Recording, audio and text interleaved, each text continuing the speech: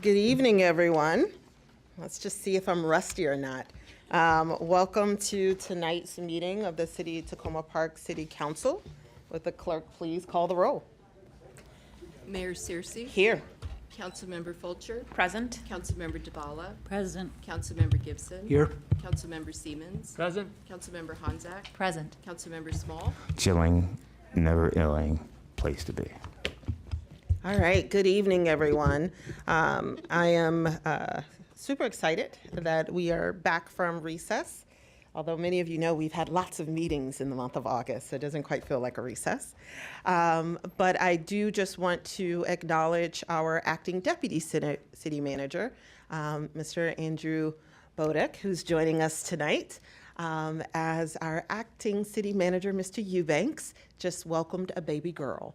So as he's spending time with his family. So tonight, we're going to cover a couple things. There's two proclamations for tonight. Proclamation of Emergency Preparedness Month for the month of September, a proclamation recognizing New Hampshire Car Wash 15-year anniversary. So we're excited to have the owners of that business here tonight. We will have public comments on voting items as well as general public comments, council comments, city manager comments, and tonight our voting session will be on the second reading ordinance amending Tacoma Park Code Chapter 6.16 Landlord-Tenant Relations and Chapter 6.36 Unsafe Buildings Public Nuisance Abatement. And we will have two work sessions tonight, one on the minor master plan amendment, discussion of draft resolution, and the second on the youth council appointments. And then the updates to upcoming agendas, just really quickly. On Wednesday, September the 13th, just as a reminder to my colleagues, we will be starting at 6:30. Where we will have a student presentation on ESG investment practices for municipalities. Again, that will start at 6:30. Then we will have our regular scheduled meeting at 7:30 with the proclamation honoring the supporters of the TKPK 5K race, as well as a voting session on the resolution commenting on the public hearing draft of the minor master plan amendment, as well as the resolution providing for appointments to the youth council. We will also have a work session, procurements, the renewal of the police department contract with Axon Enterprises for fleet cameras, as well as a update on the city manager search. On Thursday, September the 14th, is the planning board hearing on the minor master plan amendment. And just as a reminder for members of the audience, we have a satellite location here, and the planning board will also be meeting in Wheaton, Maryland. So we are planning to have public comments for the public hearing available here at the community center. On Friday, September. Excuse me. So residents can make a public comment here as part of the public hearing in Wheaton? Right. Okay, thank you. As long as they're registered. As long as they're registered, correct. Thank Okay. you. So on Friday, September the 15th, Rosh Hashanah begins at sunset. And then almost ending out September the 20th, we have a proclamation recognizing the service of Kaylee De La Puente as the Executive Director of the Tacoma Langley CDA. We will also have a voting session on the single reading ordinance approving procurements, renewal of the police department contract with Axon Enterprises for fleet cameras, as well as a work session, library construction update, as well as review of recommendations from the council's finance subcommittee. And that takes us nearly through the end of September. So with that, we'll move on to our proclamations for tonight.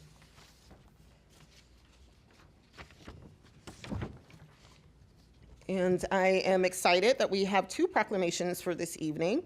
The first is in recognition of National Preparedness Month, September 2023. Whereas the theme of this year's National Preparedness Month is preparing for older adults for disaster.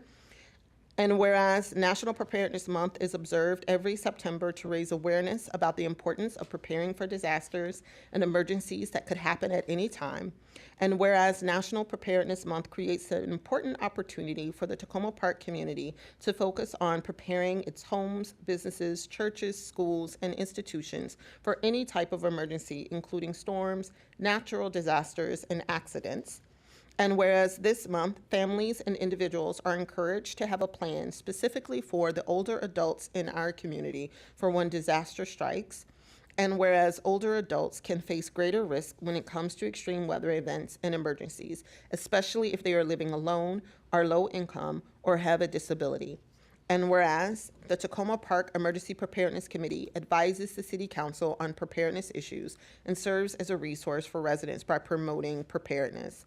Now, therefore, I, Talisha Searcy, Mayor of the City of Tacoma Park, Maryland, on behalf of the Council, staff, and residents, hereby proclaim September 2023 as Preparedness Month in Tacoma Park and encourage all residents, families, organizations, and businesses to develop their own emergency plans and work together towards creating a more prepared and resilient community.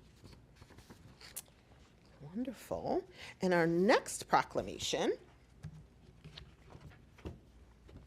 is recognizing the New Hampshire Car Wash's 15th anniversary. Whereas Ty Nguyen took ownership of New Hampshire Car Wash in 2008. Sorry, I'm so used to saying 20. And whereas New Hampshire Car Wash, located at 7551 New Hampshire Avenue, has provided the Tacoma Park community with high-quality car wash and detailing services. And whereas the car wash is a family-owned and operated small business that has employed hundreds of local residents over the years. And whereas the Nguyen family are active participants in the community, participating in the Tacoma Langley Crossroads Development Authority and supporting numerous community endeavors. And whereas Ty Nguyen is recently appointed by Governor Moore as the Governor's Commission on Asian Pacific American Affairs. Now, therefore, I, Talisha Searcy, Mayor of the City of Tacoma Park, on behalf of the Council, staff, and residents, hereby thank Mr. Nguyen and the New Hampshire Car Wash for 15 years of service to the Tacoma Park community. And so the Nguyen family is here, and I do want to invite you all to come up on the stage and to shake our hands, and just want to again reiterate our appreciation for the service that you provide to our community. I'd like to add, as the Ward 6 representative here for just a second, that it's a difficult place to try to have a business, particularly because they do such a good job. And so one of the things that that the residents in Ward 6 are actually really thankful for is the amount of consideration and care that you put into the community, and the number of people that come through your organization to get right and get on their feet, and candidly the traffic calming that you do by being so busy. So thank you. Yeah.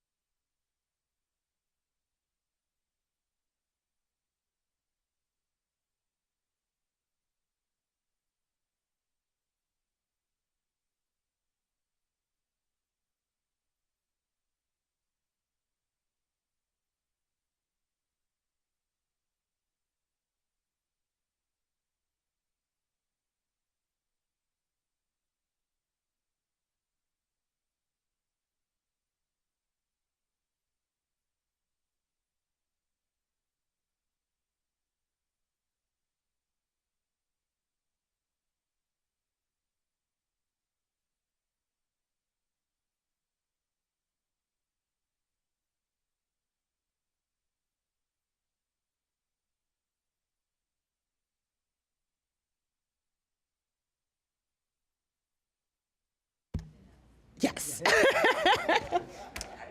One of the best car washes around, I will say, personally. It's the one I go to. All right. So now we're going to move on to public comments on voting items. And just as a reminder for everyone, we have one voting item for this evening. It's the second reading ordinance amending Tacoma Park Code Chapter 6.16, Landlord-Tenant Relations, and Chapter 6.36, Unsafe Buildings, Public Nuisance Abatement. Do we have any public comments on that item?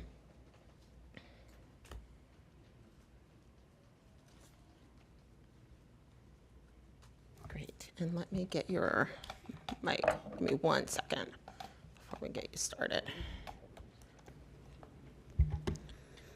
Good.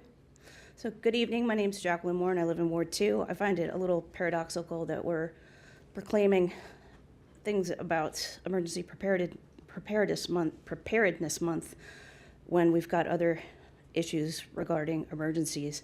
As I'm concerned about the willingness of the city staff and city council to introduce a lower standard of tenant compensation by landlords in the case of an emergency situation such as fire, flood, etc., when a tenant would have to vacate a rental property.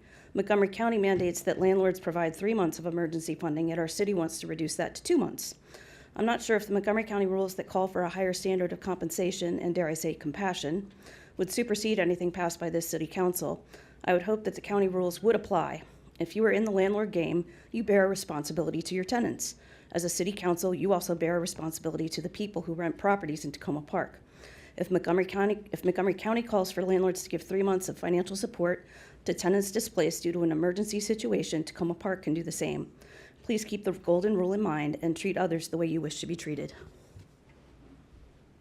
Thank you. Do we have any other public comments on the voting item? Okay. Now, do we have any virtual? No. Okay, great. Now we're going to move on to public comments, general public comments. Do we have any general public comments this evening? Come on down.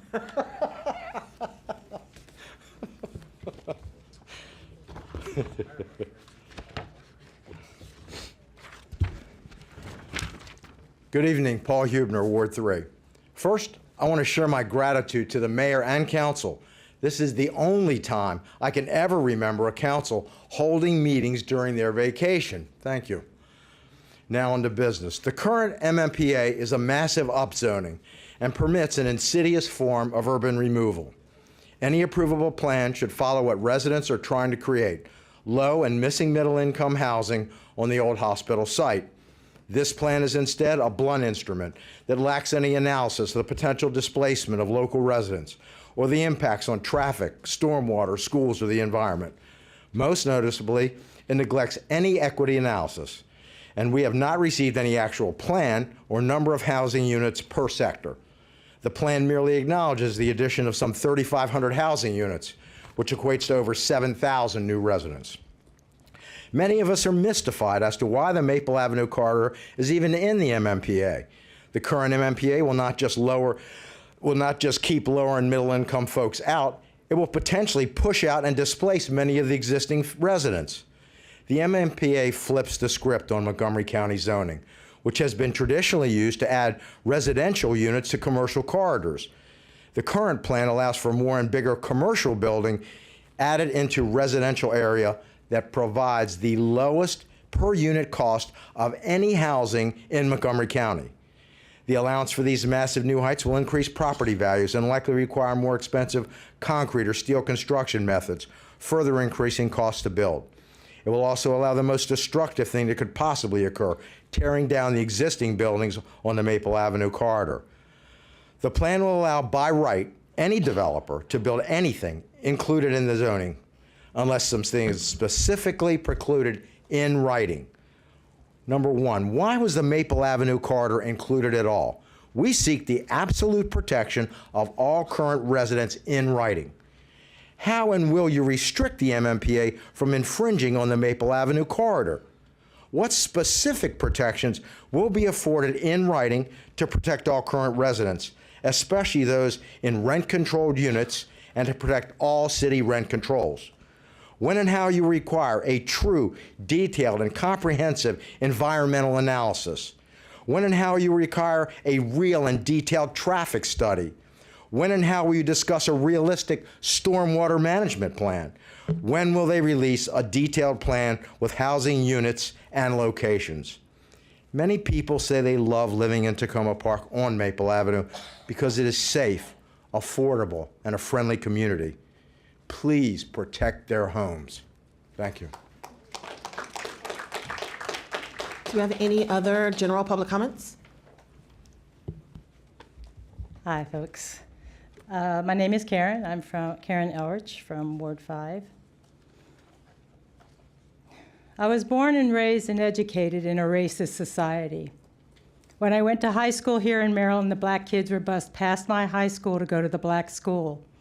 When my school was forced by the feds to integrate, we spent our school years with cops in the halls, our doors locked, lockers checked, night games canceled, and black kids protesting because there was not one black teacher in our school. Racism was there then, and it is still here in us, around us, and through us. Racism in the United States includes all people of color. As a white person, I question my feelings, thoughts, and actions on an ongoing basis to make sure that those deeply sown seeds of racism are not subconsciously guiding my actions. This is me dealing with individual racism.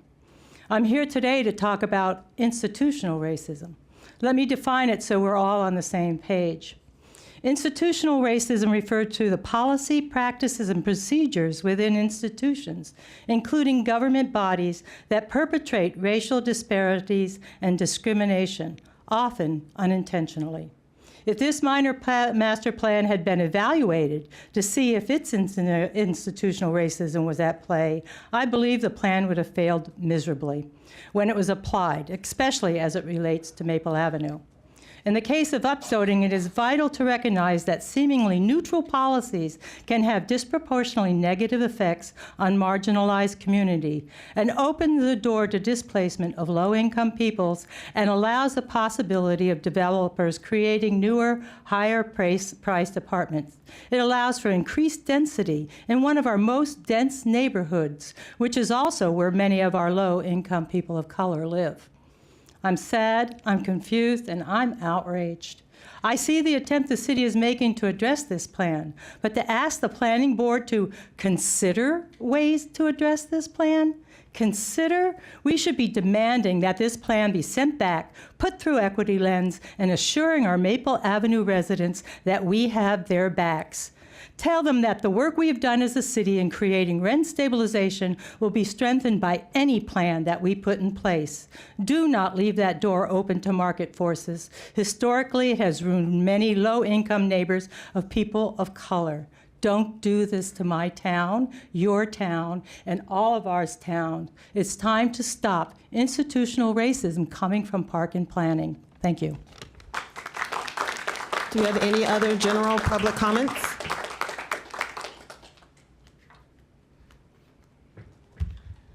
Good evening, Sue Miller, Ward 3. So we're faced with three persistent questions. First, why was Maple Avenue added to the hospital site rezoning plan? One explanation given was that the planning board doesn't like to rezone just one property. But then we learned that it has actually rezoned for a single building before. Another explanation was that the plan amendment is a chance to do something about the aging buildings on Maple. Unfortunately, the way that upzoning would fix that problem would be to put economic pressure on owners of rent-stabilized buildings to tear them down. So upzoning could remove the aging buildings, but also remove those residents.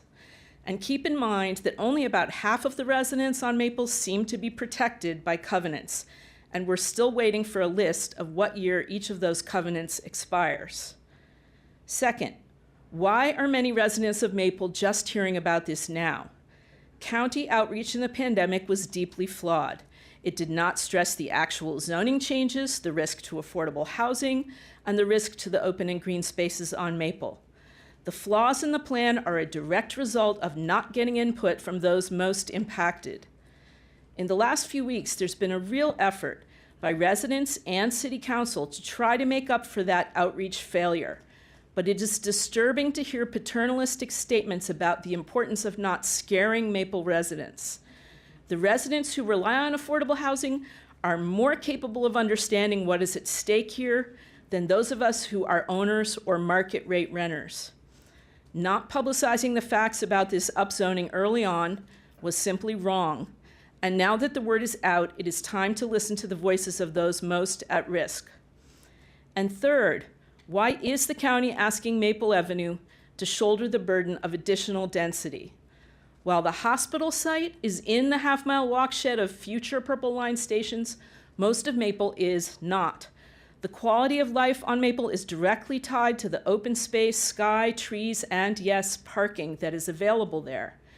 It is deeply unsettling when people in single-family houses tell people in high-rises that they need to absorb more density. The county may want 10,000 new housing units, but putting a third of them in this neighborhood is not equitable if Black and brown residents get displaced. Maple would appear to be the densest corridor of affordable housing in the county.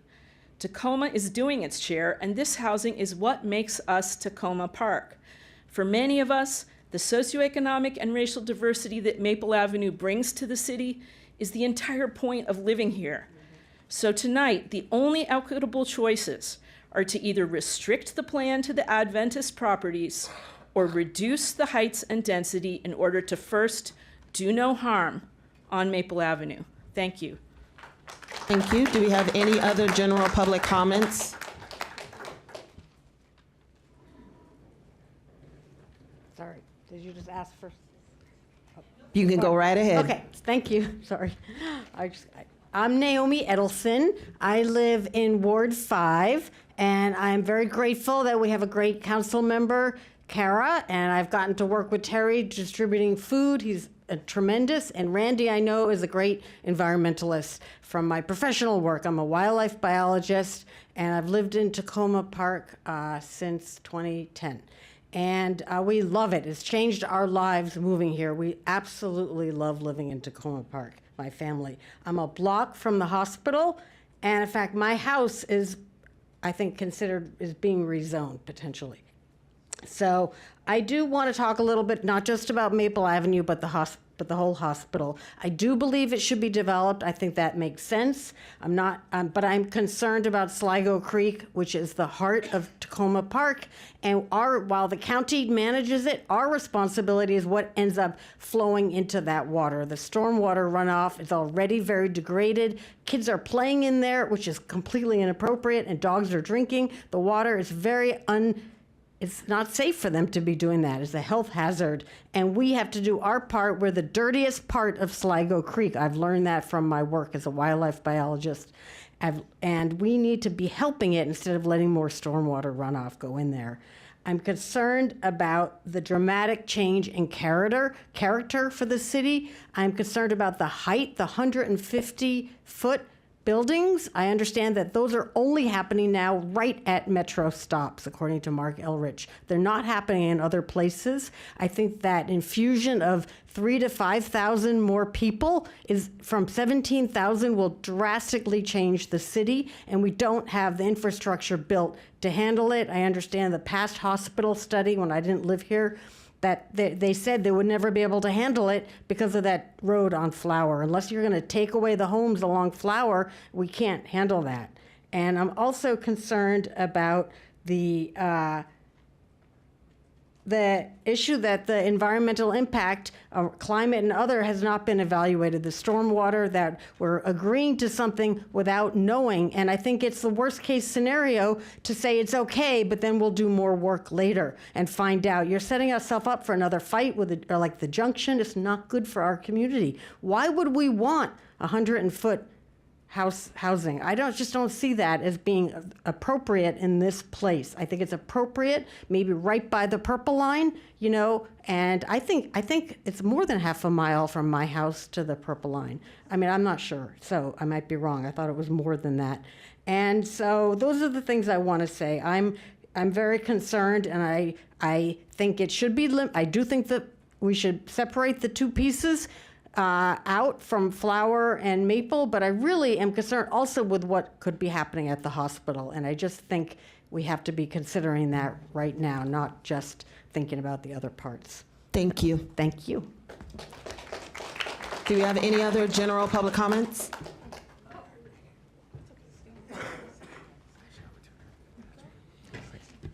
Good evening, everyone. Thank you. I've been living in Tacoma Park for 30 years, and it's been a good neighborhood. And recently we had some robberies, and my car got stolen. I have 3 kids. Now they're scared to go even outside, and that's really bad. I worked at the hospital when it was there. So since that's gone, I'm working elsewhere. But it's took a lot of toll on my family, my kids, knowing that, right in our driveway, somebody took the car. Then they changed the tags and put the car right next to the building that is a Section 4 building on 7910 Lockney Avenue. That's where I live. Section 8 building? Section It's 4? it's a Section 8. They, Section 8 yeah, building. next to your building. Right. Yes. 7901. And we have a lot of cars that were, were broken into, and we want to see if there's any kind of a resolution that could come from this, because I don't want my kids to be scared to go outside. And they're going to Montgomery College, going to Montgomery Blair High School, and I want this to be a safe place for all of us. And he is my neighbor. We're Yeah. looking out for each other, and And I've talked to the neighbors in my building mostly, and there's been gunshots from the building next door. A man with his friend was sitting from next door was sitting on my front porch, drinking and smoking marijuana. Then about a month later, he was inside the building, and his excuse both times was that his sister was upstairs. And a 77-year-old man lives upstairs, and another couple lives upstairs that was out that evening. So his sister wasn't upstairs. He kind of threatened me and saying, "You don't talk to me like that, and I'm not going to leave, and I can be here. I'm waiting for my sister." And I said, "I'm just going to call the police," and went back in. I should have just called the police and not confronted this guy, because now I don't know what he's going to do. But they lit fireworks outside my bedroom window. I went out to the back porch, and they were running across the backyard laughing. They come through our yard, jump the fence to get to the street behind us. There's one person there with a felony charge, and I don't have a problem. There's one family there that's absolutely nice. They're just wonderful. But it's getting scary, and it's getting worse. Okay. Let me just make sure that you all have my card. What we Okay. can do is work with the police chief and maybe just schedule a meeting for the residents Okay. in that area. So let me just make sure, and Andrew, I don't know if you want to share that card too. Yeah, awesome.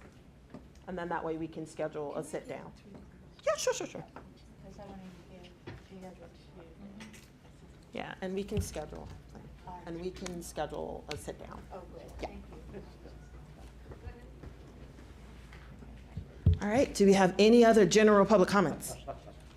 Hello, Mary Jane Mitchell, Ward 2. I started Parents with Special Needs Adults July 2005. I'm begging, begging again. I have a lot of anger because I feel like no one cares about adults with special needs, including my son. And I apologize. I wish I didn't have the anger. I wish my son didn't have autism and depression, and I just wanted to say, thank God, I'll try to get positive here, and thank God and technology for air conditioning, folks. God forbid, I love the air conditioning. It could be worse. I could be living on the street or something. Anyways, I also want to say it's Suicide Prevention Month. My brother, years ago, my only brother, killed himself. So it means a lot to me. It's also African Heritage Month. My son's father is from Kenya, so that is personal to me also. And I just want to thank Shana for replying to my email. And your friend couldn't help me because she's into Social Security disability. She was in a different total, which happens usually because it seems we always don't fit into anything. We're never fit. We fall through the flag or whatever they say. We always fall through the flag. And please help me by help me convert my 2-bedroom, 1-bathroom home into a group home for people like my son, please. I wish I had a bigger house like some of these people here, but I don't. We could only afford a small 2-bedroom, 1-bathroom when we moved in. I've always been lower income. And also, please encourage local business owners to hire qualified sons and daughters, please. Please, thank you very much. And please speak to our city's lobbyists, because the city and the state aren't doing nothing really. I mean, I hate to say it. I mean, Representative Chanel, she's the only one who, my brain's starting to freeze. I'm sorry, because I get so stressed out. I apologize. Miss Wilkins, she's the only one of a representative that even speaks to me when she sees me on the street. The rest of them, they're too good for us. And I'm just tired of the snubs. And just one thing about the major master plan, I heard that they're going to get rid of all the Amicare Care building there, where there's doctors. There's the 2 doctors I see there.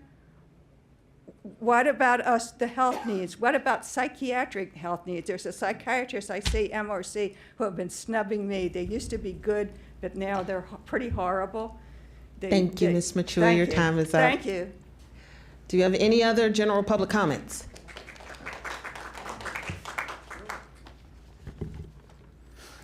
Good evening, I'm Rick Weiss, Ward 3, and I'm here to say I'm actually very happy to see the interest in Maple Avenue that's been generated by the minor master plan amendment.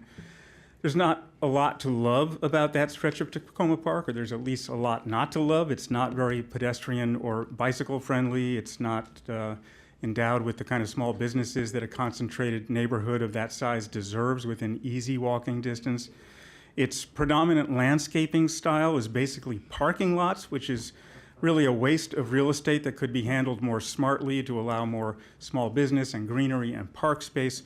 So I applaud actually the interest in fixing that, and I appreciate that given all the work involved in navigating the necessary bureaucratic hoops, who wouldn't want to get some fundamentals like zoning changes done all at once while the amendment for the Adventist properties is going through the regulatory process. But like others, I've come to appreciate how different the task of revitalizing Maple Ave is from the task of developing the Adventist properties.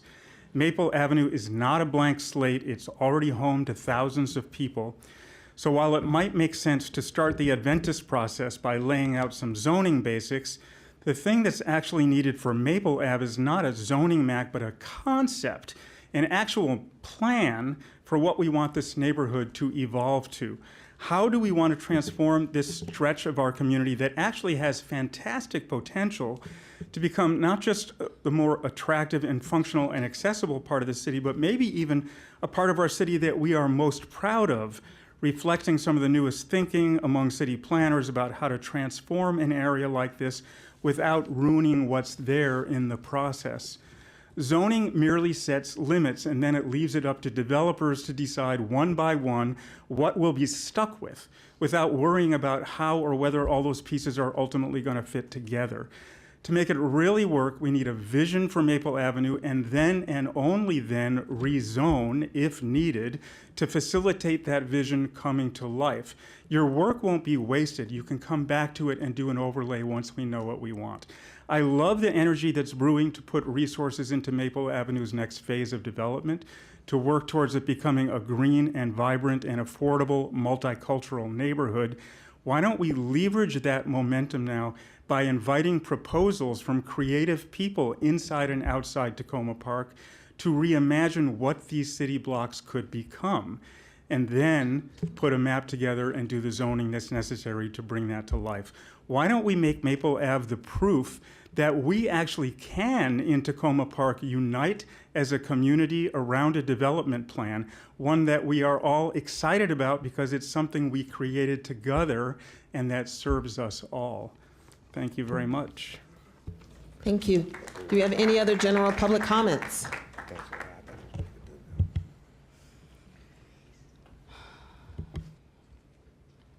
Hi, I'm Denise Jones. I live on Maple Avenue in Ward 5. I am deeply disturbed by the minor master plan as proposed, especially as it runs roughshod over Maple Avenue residents. You have heard that we want smart, environmentally sound development on the old hospital land with fewer feet than is currently proposed.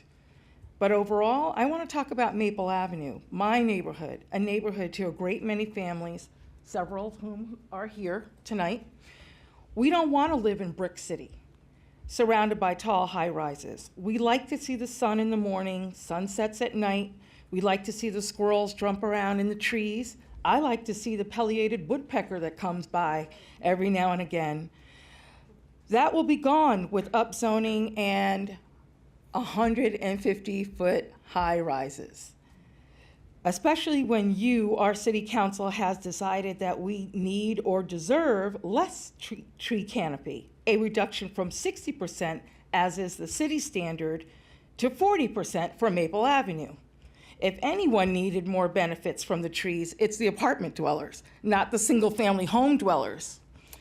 As Tacoma Park is only 2.4 square miles and there is a grocery store in each direction up to a mile away or much closer, as well as convenience stores and other services, it begs the question why you are pushing for big development that we didn't ask for. If you wanted to help the current homeowners with their renovations, which is what you keep saying about Maple Avenue, then do that. Do that. You don't need to roll Maple Avenue into this plan with the hospital redevelopment. But the answer lies in the fact that you're making the current apartment dwellers bear the burden of increased density in this town for the sake of the county, potentially an additional 3,500 units, because you want the tax money from wealthier, and I'll say it, white new residents. That you won't put the brakes on this racist plan that you know unequivocally is urban displacement. Sends the message loud and clear.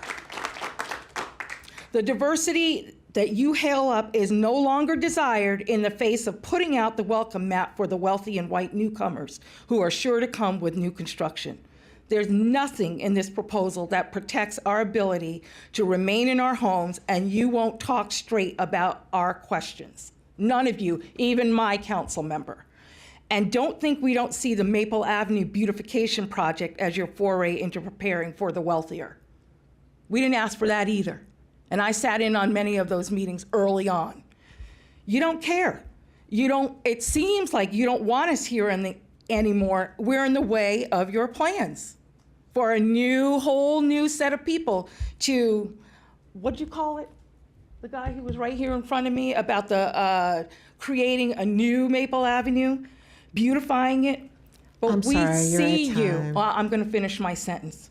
We see you. I don't trust you. You're not I'm looking sorry, out for Denise, us. but if you look around, there are lots of I others that are understand waiting. and I'm still going to say my last sentence. You're not elected to just listen to the single-family homeowners. Each one of you is responsible for the whole town. Fix the resolution to address I am our asking you to issues. And I'm respect going the to finish. time of everyone Yes, that is and here I'm that is asking- waiting. I'm asking you to Please respect adhere me to as the rule. well. We've given you extra Then time. stop. Please adhere to stop. the rules. Thank you. Do we have any other general public comments? Come on down, line up. Come on down. Hello, everyone. My name is Mark Brockman, and I'm in Ward 5. I'm looking forward to affordable housing at the old hospital site. I understand the need for rezoning that site. Ideally, a height limit of 65 feet would be enforced. Beyond that height, the cost for materials increases, creating the financial need to make the units luxury apartments instead of affordable housing. Separate from the hospital site, I have several concerns regarding the other sites proposed in this plan. There is no logic in linking the Maple Avenue corridor to the Washington Adventist site. The plan would incentivize the tear down of current rent-stabilized affordable housing in surrounding streets and on Maple Avenue, including replacing garden apartments with high-rises. Tearing down existing buildings and constructing new ones actually increases the carbon footprint and its impact on climate change. It would be more beneficial to renovate and upgrade the existing buildings. Based on the last rezoning in 2000, the current zoning on Maple Avenue already includes a commercial overlay, allowing for additional commercial development. This plan would incentivize construction of new market rate housing not subject to rent stabilization for 5 years. The plan has no enforceable requirement or proposed mechanism for protecting current low-income residents from the resulting displacement. The plan area is majority people of color, but the plan includes no equity analysis, nor does the city or county require such analysis. The plan does not conform or align with the equity goals in the current 2000 master plan for Tacoma Park.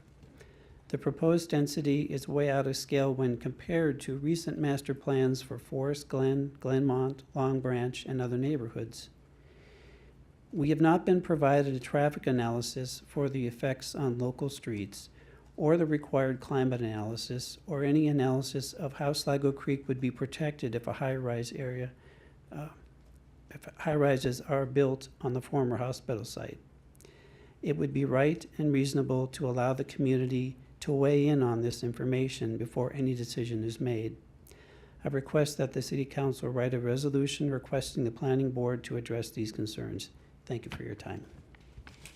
Thank you. Do we have any other general public comments? Good evening, Council. First off, let me say that I spent 16 years United States Air Force. I was in Kuwait during Desert Storm.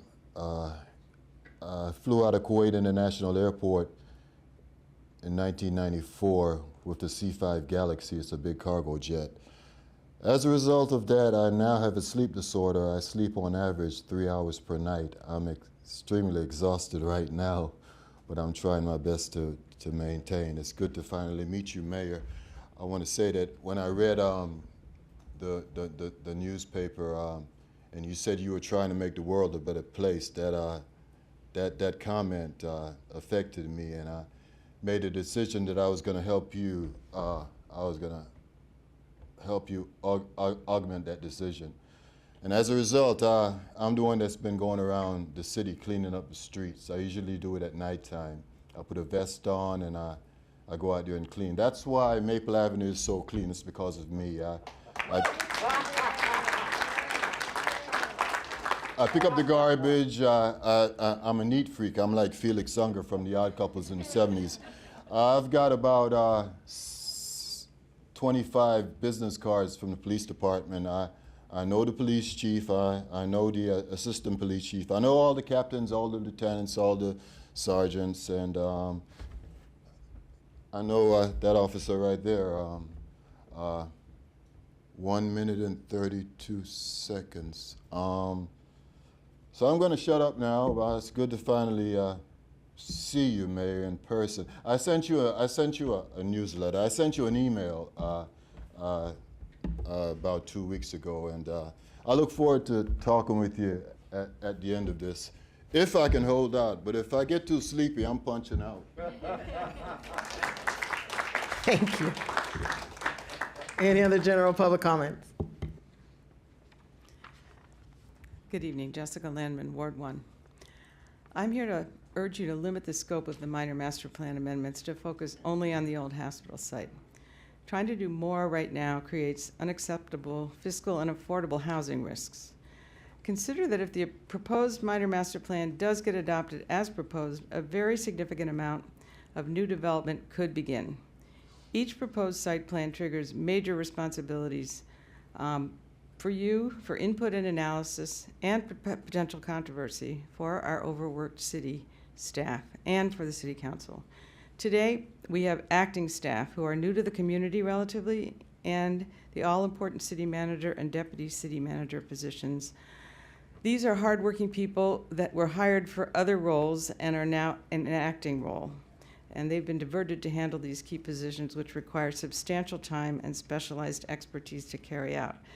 The city's HR leadership told the council recently in a meeting that I attended that it routinely takes the city of Tacoma Park 6 months to fill any major posted vacancy. It's apparent that we are not going to be fully staffed with a city manager and a deputy city manager and department heads in key departments fully able to focus solely on their actual roles, even to handle our current projects for the foreseeable future. And we already have 2 major construction projects that are pending. One of them already faces nearly inevitable cost overruns with its contingency fund of $500,000 almost gone before even breaking ground or even finalizing all of the permits. Therefore, our thinly spread staff with no backup staff in sight can anticipate being overstretched for the foreseeable future with those development projects. And given our budget woes, there is no likelihood that we can hire more staff to help oversee city input into new development projects. This is a substantial foreseeable risk that our residents' interest in affordable housing, in improved stormwater management, among other issues, would not be protected if by right 15-story building proposals start lining up for fast and furious for development along Maple Avenue. We will not have the staff or resources to ensure that our much vaunted stricter than Montgomery County standards are upheld. The larger the area in which you loosen the zoning, the wider the loopholes you create, the more you will overwhelm our ability to control the fate of Tacoma Park and protect the environmental and affordability values that you so often talk about. With our current lack of senior staff, our budget and staffing woes, our poor history of managing development, it is not a good time to upzone a large area, if it's ever a good time. Please only undertake necessary minor master plan revisions in the one manageable, bite-sized portion of the city where the landowner has a rationale for requesting some modest zoning changes. More is not better. It is risky, it is ill-timed, it is not helpful to our city. Please regroup, rethink this proposal. Thank you very much. Thank you. Do you have any other general public comments? Good evening. My name is Dee Herman. I live on Maple Avenue in Ward 5. I've lived there for 35 years and have multiple concerns about the minor master plan amendment being considered. While my property is not within the boundaries drawn by the plan, my home and neighborhood would be affected by any development occurring on the site of the former hospital as well as the entire stretch of Maple Avenue under consideration.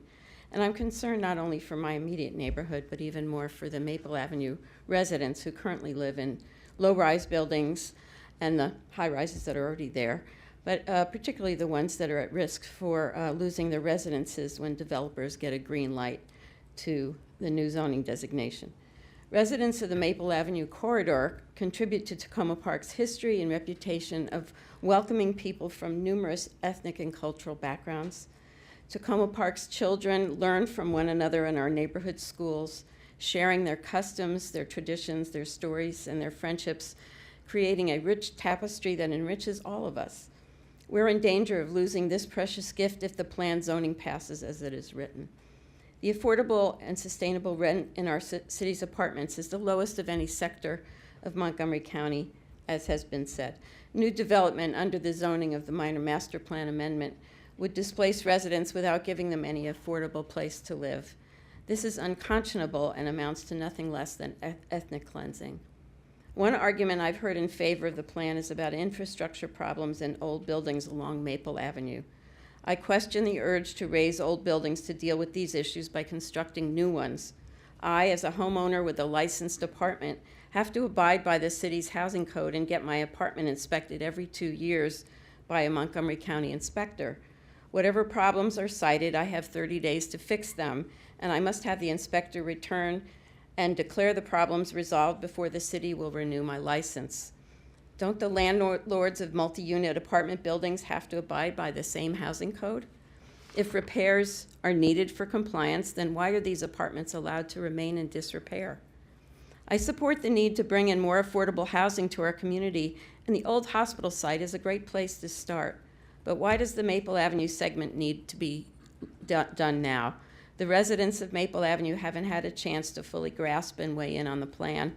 And without seeing climate studies, stormwater studies, traffic studies, infrastructure and education assessments of the potential impact of the minor master plan as it is currently zoned, how can you, our representatives, vote to approve it? Thank you for your time. Thank you. Do we have any other general public comments?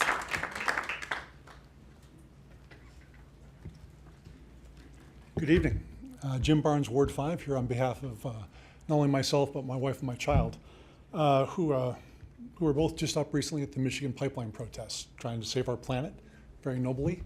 When they got back here and they heard about what's been going on with the minor master plan, their first reaction was, what? In Tacoma Park? We're a different kind of city. I like that. I want to preserve that. My first real point here is a general one. I've often heard that this process of getting the minor master plan updated has been in process for a very long time. I don't buy that because for two very specific reasons. We don't have an environmental assessment. That's going to show up way too late for any of us to look at it. And we don't have a traffic assessment. Everything I've heard says that for this kind of development, you should have big roads, a lot of capacity, you should have very close access to public transport. This does not meet any of those requirements. So on the face of it, it doesn't make sense to me. As a father of teenage girls, I will say something else. When you're planning to let your girls go out and explore the world, on the first date, you don't let them go all the way. This plan of allowing buildings up to 120 feet just, again, it doesn't pass the sniff test. We should be going with the smallest possible rezoning at first, and if it makes sense, then we can talk about going further than that. And I'll stop because I don't want to antagonize Councilman Small any more than what happened last time around. But I may have already failed that test, and if I did, I'm sorry. It's nothing personal, I promise you. But oh yeah, I'm right at the corner. By the way, I am ground zero. I'm technically not within the plan. I'm right across the street from it. It seems to me, based on everything I've heard, and this is the specific request, that 120 feet is too high. 45 feet makes a lot of sense. Part of the beauty of Tacoma Park is we're not big.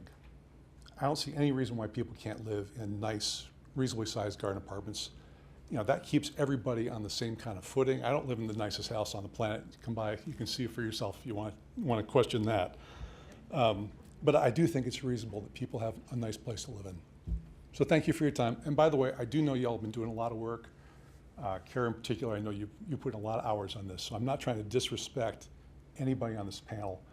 But I do feel like this process has been massively rushed, and I would like to see it thought out more deliberately, with more input from an informed community. And to be informed, we got to have all the facts in front of us. So thank you. Thank you. Do you have any other general public comments? Good evening, all. My name is David Reed. I live in Ward 2. I've been actively involved in this MMPA process for over 2 years now. First as president of Long Branch Sligo Community Association, and more recently as a founding member of the Community Equity Coalition. And from those 2 years of engagement, I would like to share three, well, actually out of many conclusions. My first conclusion is that there really is no plan. There are no specific objectives. There's no implementation stages, no financing, no leading organization. There's no mapping of new units, there's no climate impact assessment, there's no analysis of the transportation impact. Look, there's no plan. Let's be honest and stop calling it that. My second conclusion is that the rezoning process will attract private investment to build multifamily housing on the hospital footprint. And as heralded by the Washington Business Journal, this is a big deal for the county. Investment dollars are going to flow, and it will transform the area. And for better or worse, we shall see. My third conclusion is that the approval or rejection of this proposal will be determined by the perceptions held by the city and county leaders regarding its impact on Maple Avenue. Will leaders embrace or reject a proposal that is a continuation of a 5-decade-long legacy of racism and urban displacement? Over past months, council members have offered many reasons why they think that this plan will address the major issue on Maple Avenue, which is obviously rehabilitating the apartment buildings. But the bottom line comes down to two irrefutable facts. One, upzoning does not mobilize private sector investment without raising the cost of housing. Rent increases are inevitable. Two, upzoning does not promote renovation without major dislocation of tenants unless it is accompanied by public funding. Absent such public funding, displacement of many vulnerable peoples is inevitable. I really believe that the council were committed to improving the housing stock on Maple Avenue. It would sever the Maple Avenue district from this one-size-fits-all upzoning process. Instead, staff would be ordered by you to bring forward a tailored urban design that would, 1, propose a phased rehabilitation program, 2, seek a public housing ownership opportunities, 3, seek additional funding from state, federal, and county programs to ensure the relocation of residents as buildings undergo renovation. I really do feel that the approval of this plan at this stage will invite profound long-term damage to our city's social life while violating our commitment to racial equity. Thank you. Thank you. Do we have any other general public comments?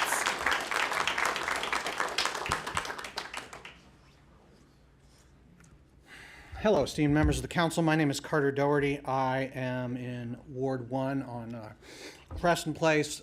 It will probably come as no surprise to you. I think you need to plow ahead with the minor master plan amendment. There's been debates, as Mayor Searcy has pointed out. There's been a lot of outreach. You're required to listen to public. You have, and you won't stop. And you've tried to combat misinformation. Big thanks to the city staff, Mask City staff over here for all these blogs.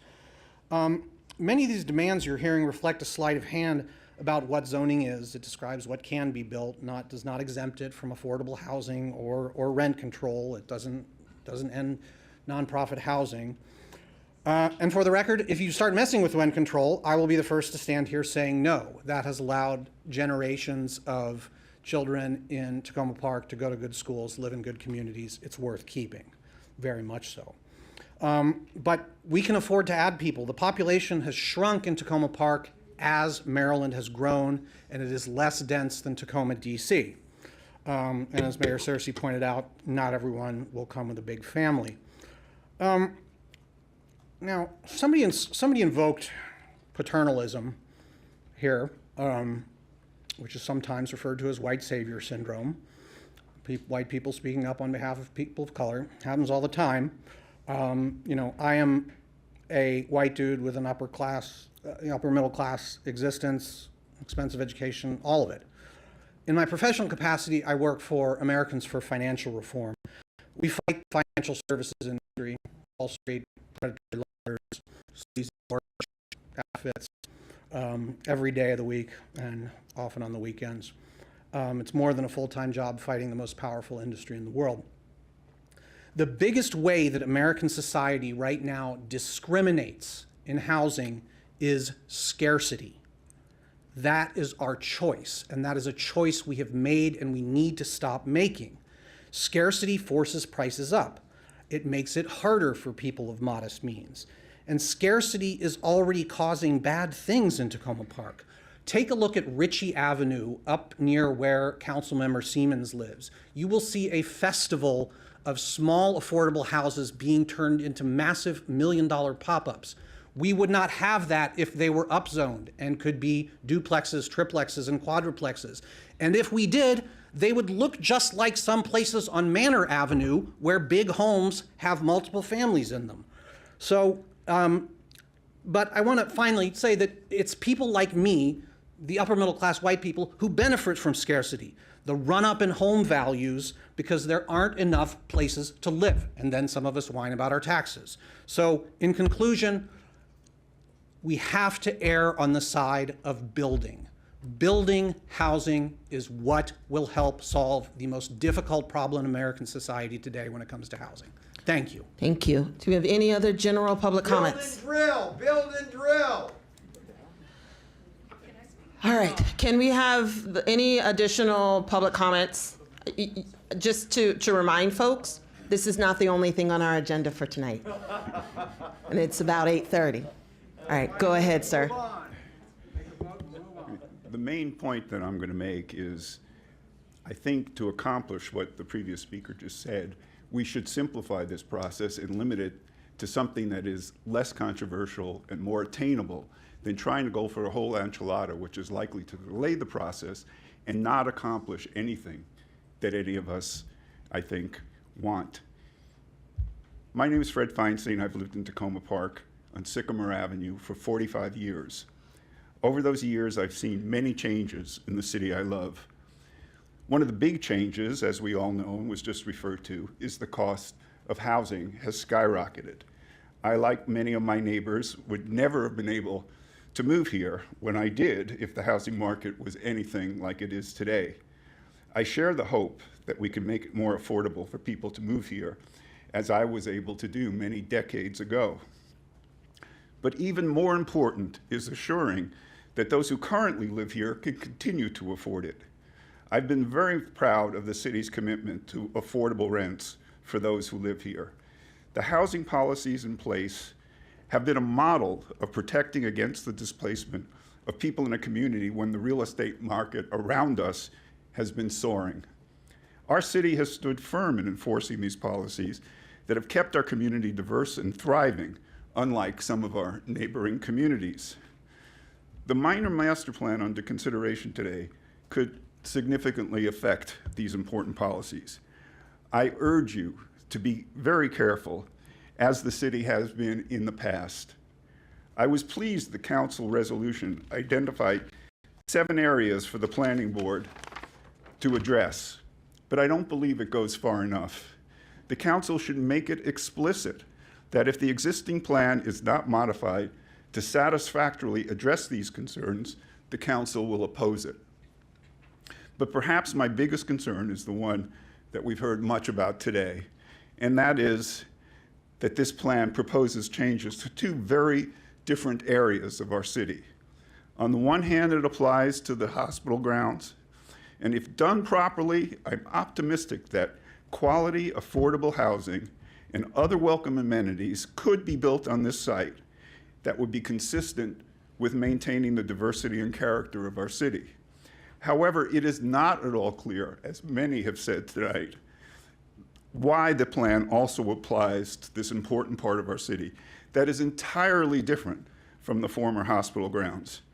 Changing zoning regulations to accommodate construction on land where no housing currently exists is obviously very different than applying these same upzoning changes to the hospital grounds. Why are we lumping this together? We have a chance of doing something important and doing it something in a reasonable amount of time if we don't try to bite off too much. Thank you. I urge that we Thank you very keep much. it limited. Thank you. Do you have any other general public comments? Come on, Arthur. Arthur David Olson, Herbie Hancock Avenue. A lesson from Junction Development. An outfit will present a proposal to win approval. Once approved, the outfit will try to do something substantially different from the proposal. With that lesson in mind, I hope the council will focus not on the lovely pictures prepared by the county and private parties in support of the master plan amendment. They show the best possible outcome. Instead, I hope you will focus on what it is that rezoning would allow and ask yourself, what's the worst possible outcome? There are lots of reasons things can go wrong. As county staff has noted, there is no way to compel changes on private property, and no funding for changes on public property. County staff goal has been stated repeatedly as creating maximum flexibility. While that leaves room for good outcomes, it also leaves room for bad outcomes. And bad things have already been happening. On the private side, we've seen the abandonment of the hospital, the abandonment of the emergency department, the abandonment of the urgent care unit.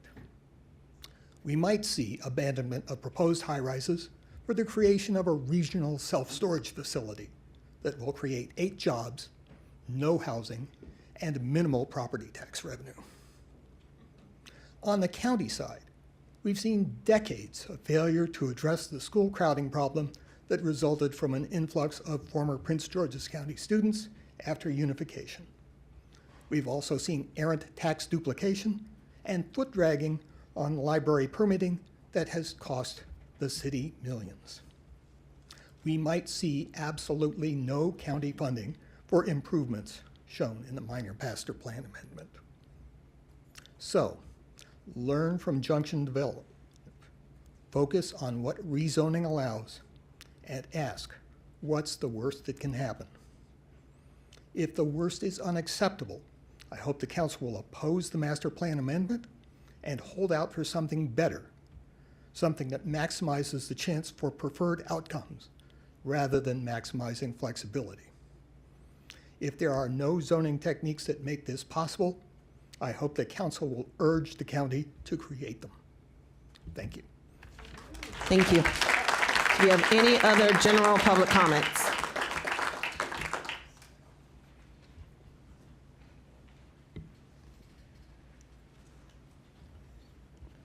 Hello again, Jacqueline Moore, Ward 2. I've been closely following the minor master plan for Tacoma Park and the plans for Maple Avenue. It's become more and more apparent that the city's not ready or able to effectively tackle both of these projects at the same time. Tonight, I'm calling for you to sever the proposal for Maple Avenue from the MMPA process. The residents of Maple Avenue have not been kept in the loop regarding the potential changes that will have an impact on their lives.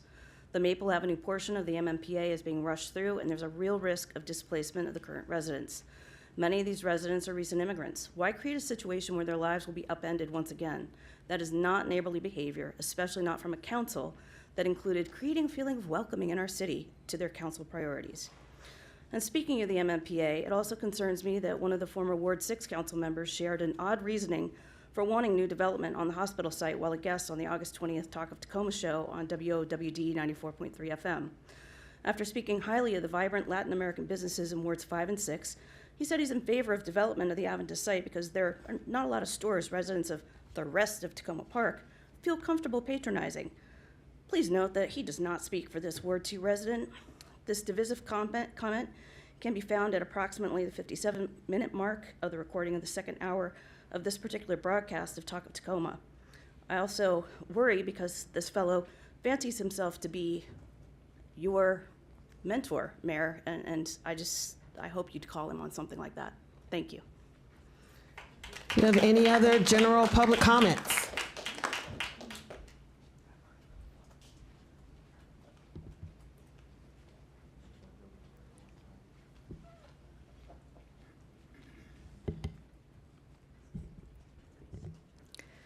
Colleen Cordes, Ward 1. Thank you so much for this opportunity. You've identified several areas of concern.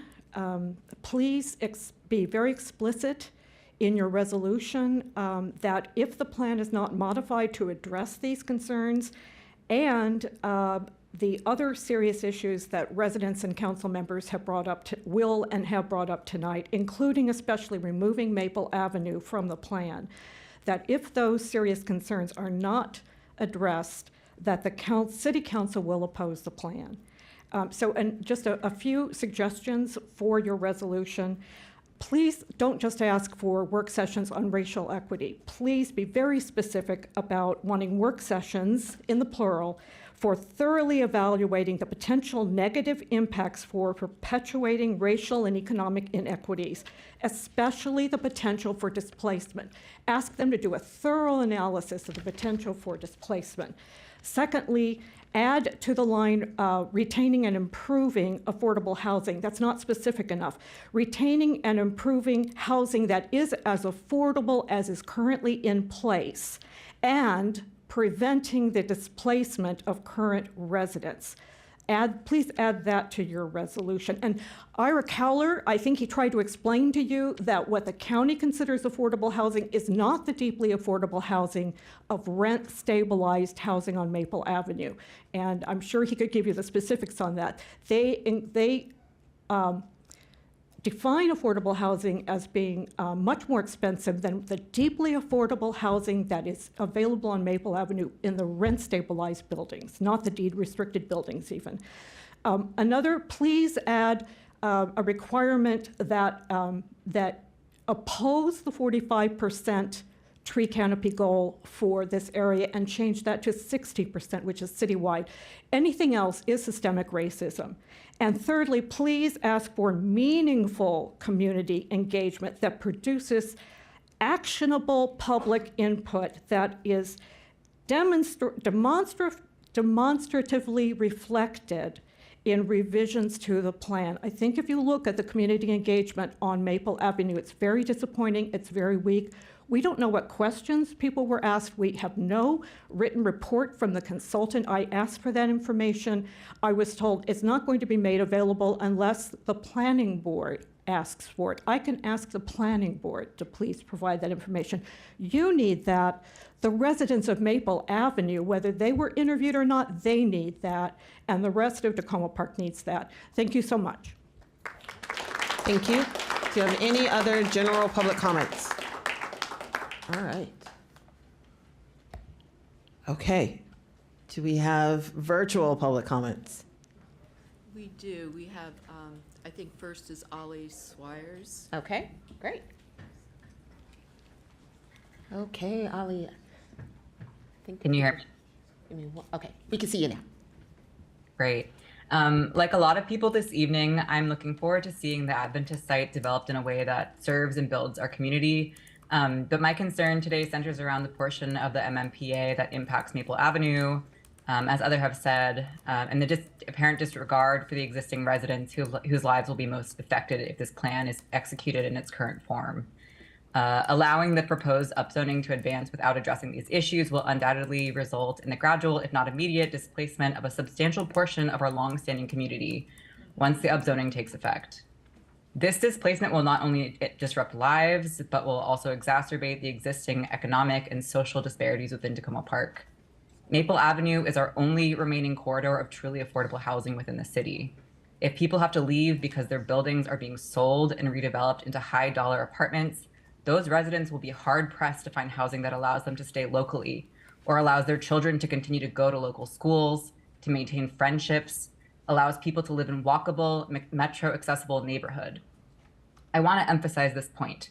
Displacement is a form of violence. It's violence. It tears people away from their community, from stability, and shatters the fabric of everything they know.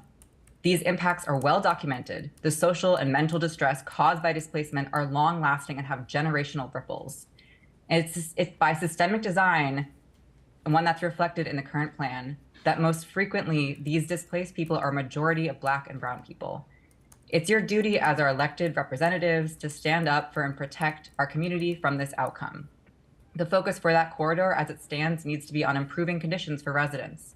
Changes need to be tailored to the needs of the community, improving walkability, improving public spaces. I respectfully request that the City Council sends a clear and unwavering message to the county. If the plan is not modified to address these serious issues and adequately protects the residents of Maple Avenue, the council must oppose the proposal in its current form. Your role extends beyond merely facilitating growth. It encompasses ensuring that growth serves the best interests of all residents, especially those who are most vulnerable. Finally, to the individual who said that other white people concerned about racist and classist proposals in this instance are acting as white saviors, I'd like to introduce you to what is perhaps a new concept. It's called solidarity. Thank you. Next public comment. So next we have Jim Della Giacomo. Okay, great, thank you.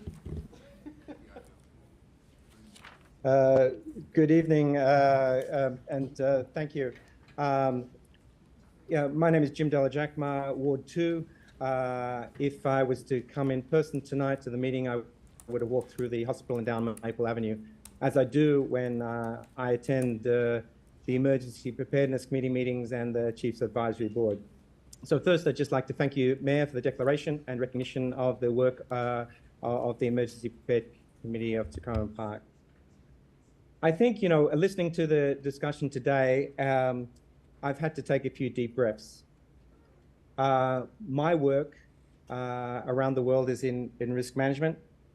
My work over the years with the United Nations has been on ethnic cleansing, war crimes, and I think we have, in tonight's discussion, gone to some extremes, which I think disrespect those terms as they're internationally understood, and to suggest that in making tree policy into making housing policy and zoning policy, and I understand and I take the point of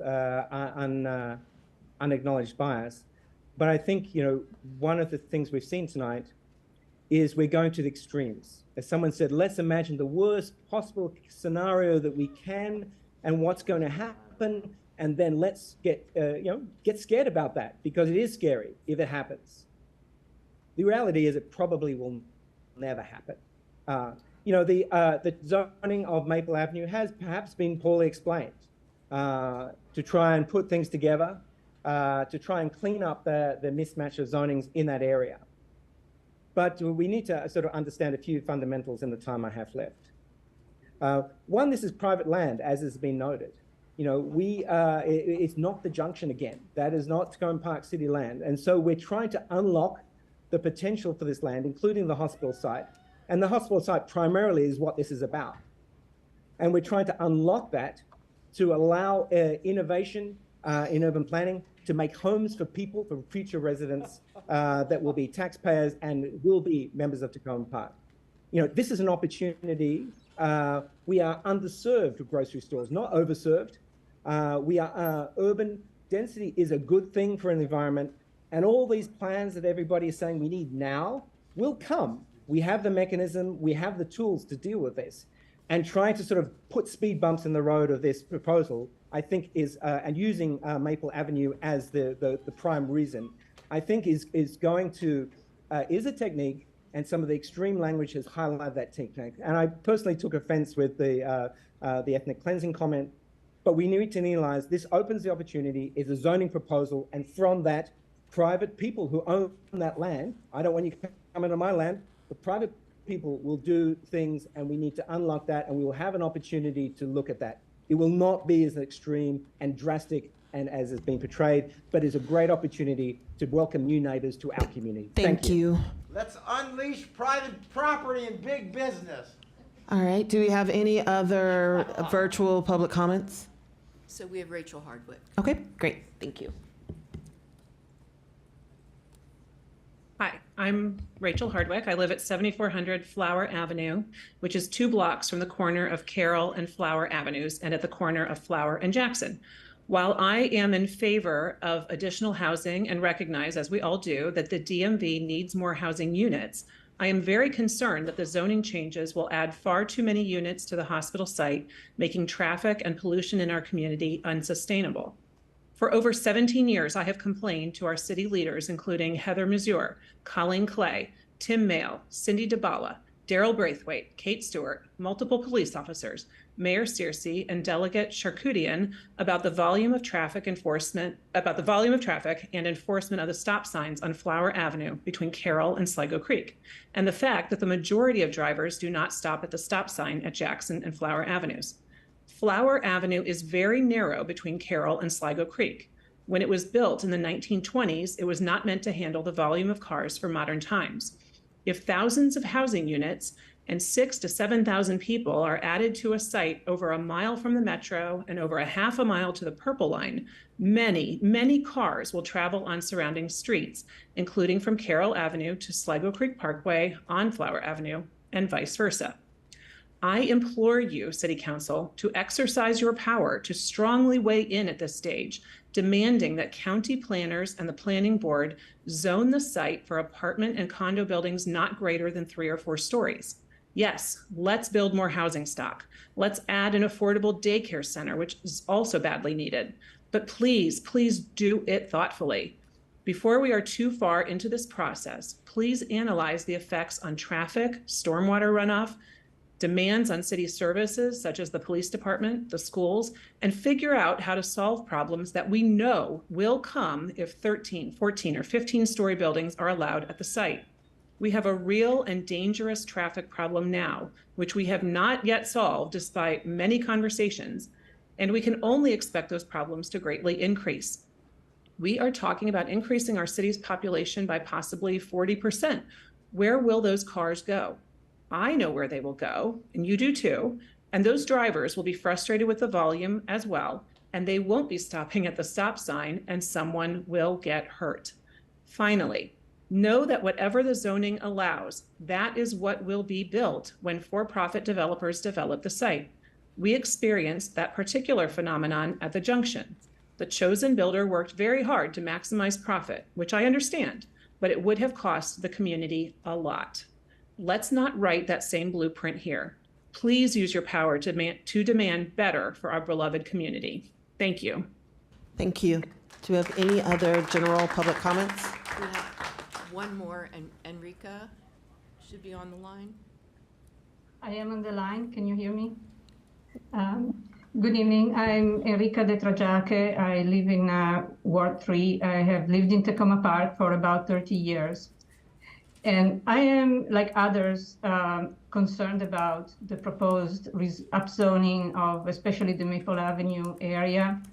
I understand that up to 40% more city residents may be allowed in the city by this change in zoning.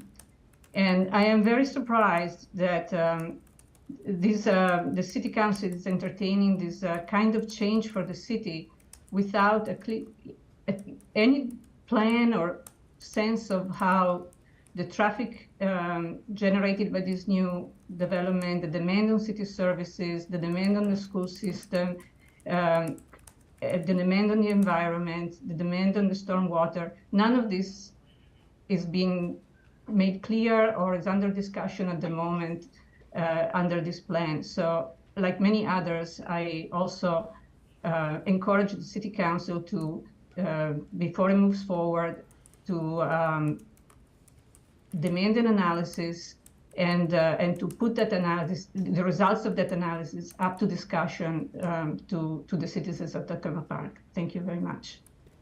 Thank you. Do we have any additional virtual public comments? Great. Well, thank you all so much. So we are completing general public comments. We will now move on to council comments.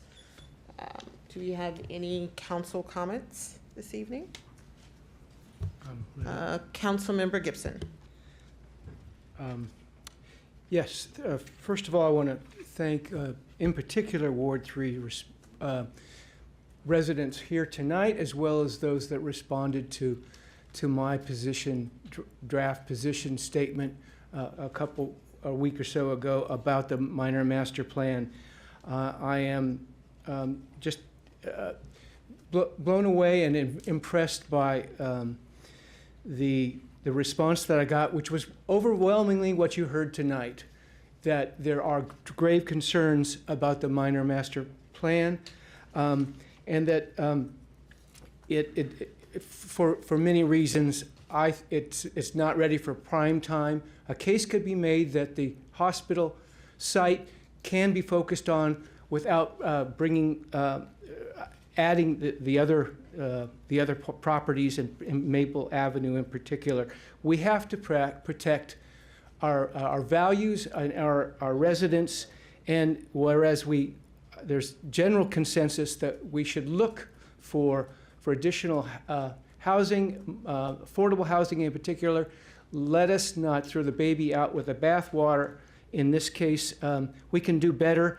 Tonight I'll be discussing a proposed amendment that would delay or pause some of the plan so that we can do the studies that we need to do about the environment, about the traffic, and do the granular kind of study about Maple Avenue, how it can grow, how it can be better, how it can reach that vision that one person talked about. I thank Ward 3 and then all of the folks that spoke tonight. Want to add one small piece just to remind people that we got 1 month for the deadline on homeowner and renter tax credits. So if any of you qualify, you've got 1 month to apply for that tax credit program, both renters and homeowners.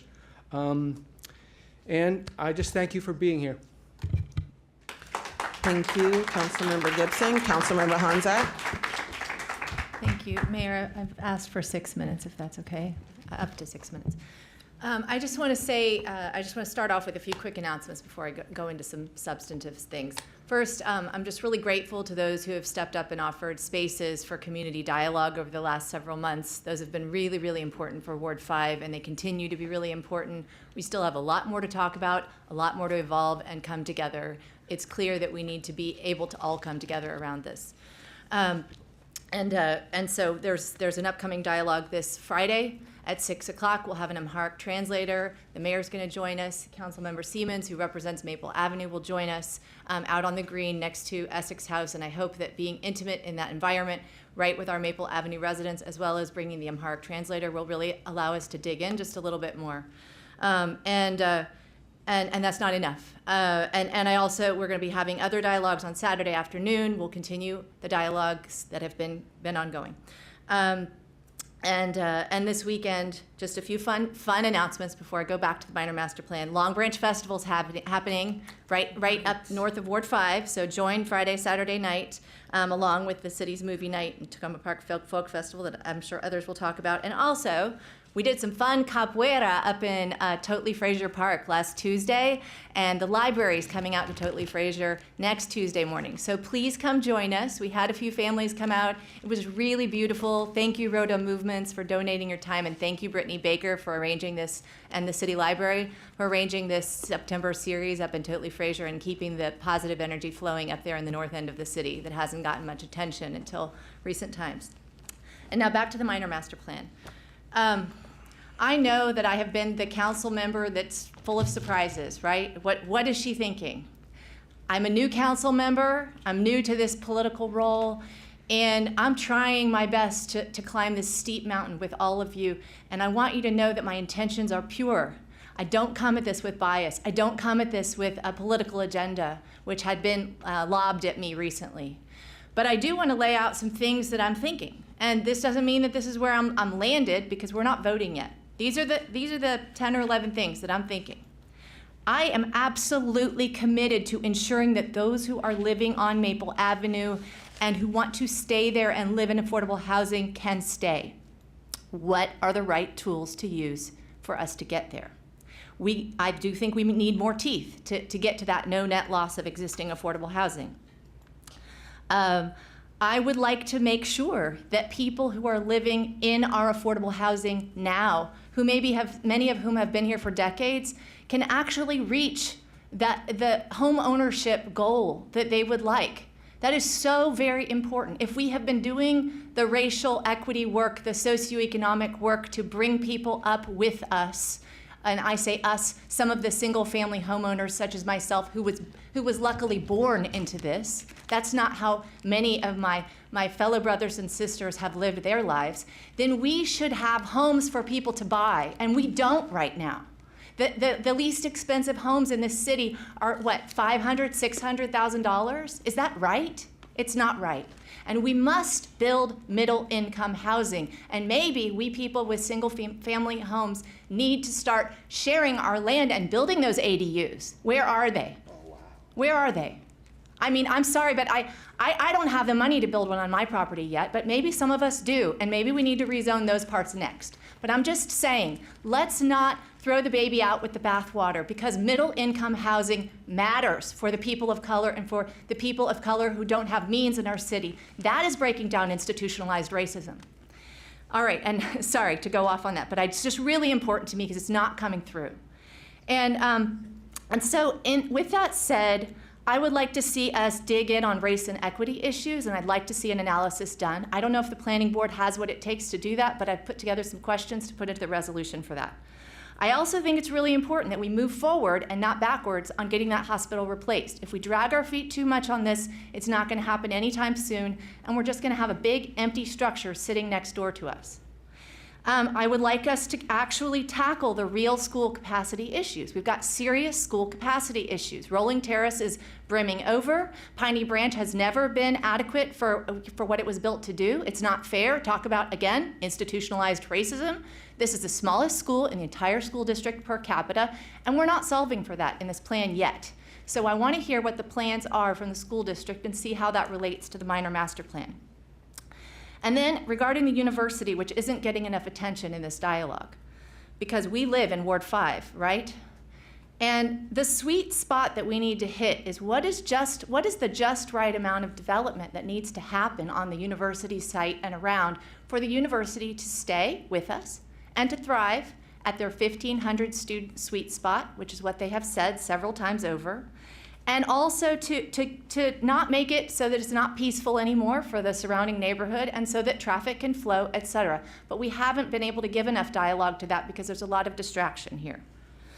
And then my next few points are I'd also like to keep more of those green areas green. I know that's very important to many of the people in my ward.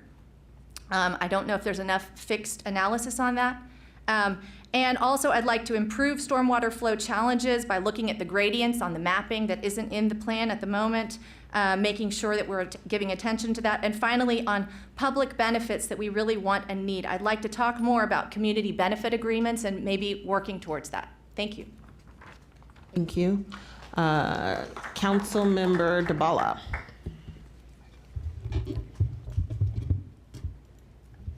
Thank you.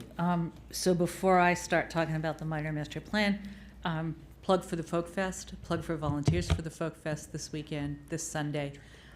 If you haven't gotten contacted and you want to know, just contact me.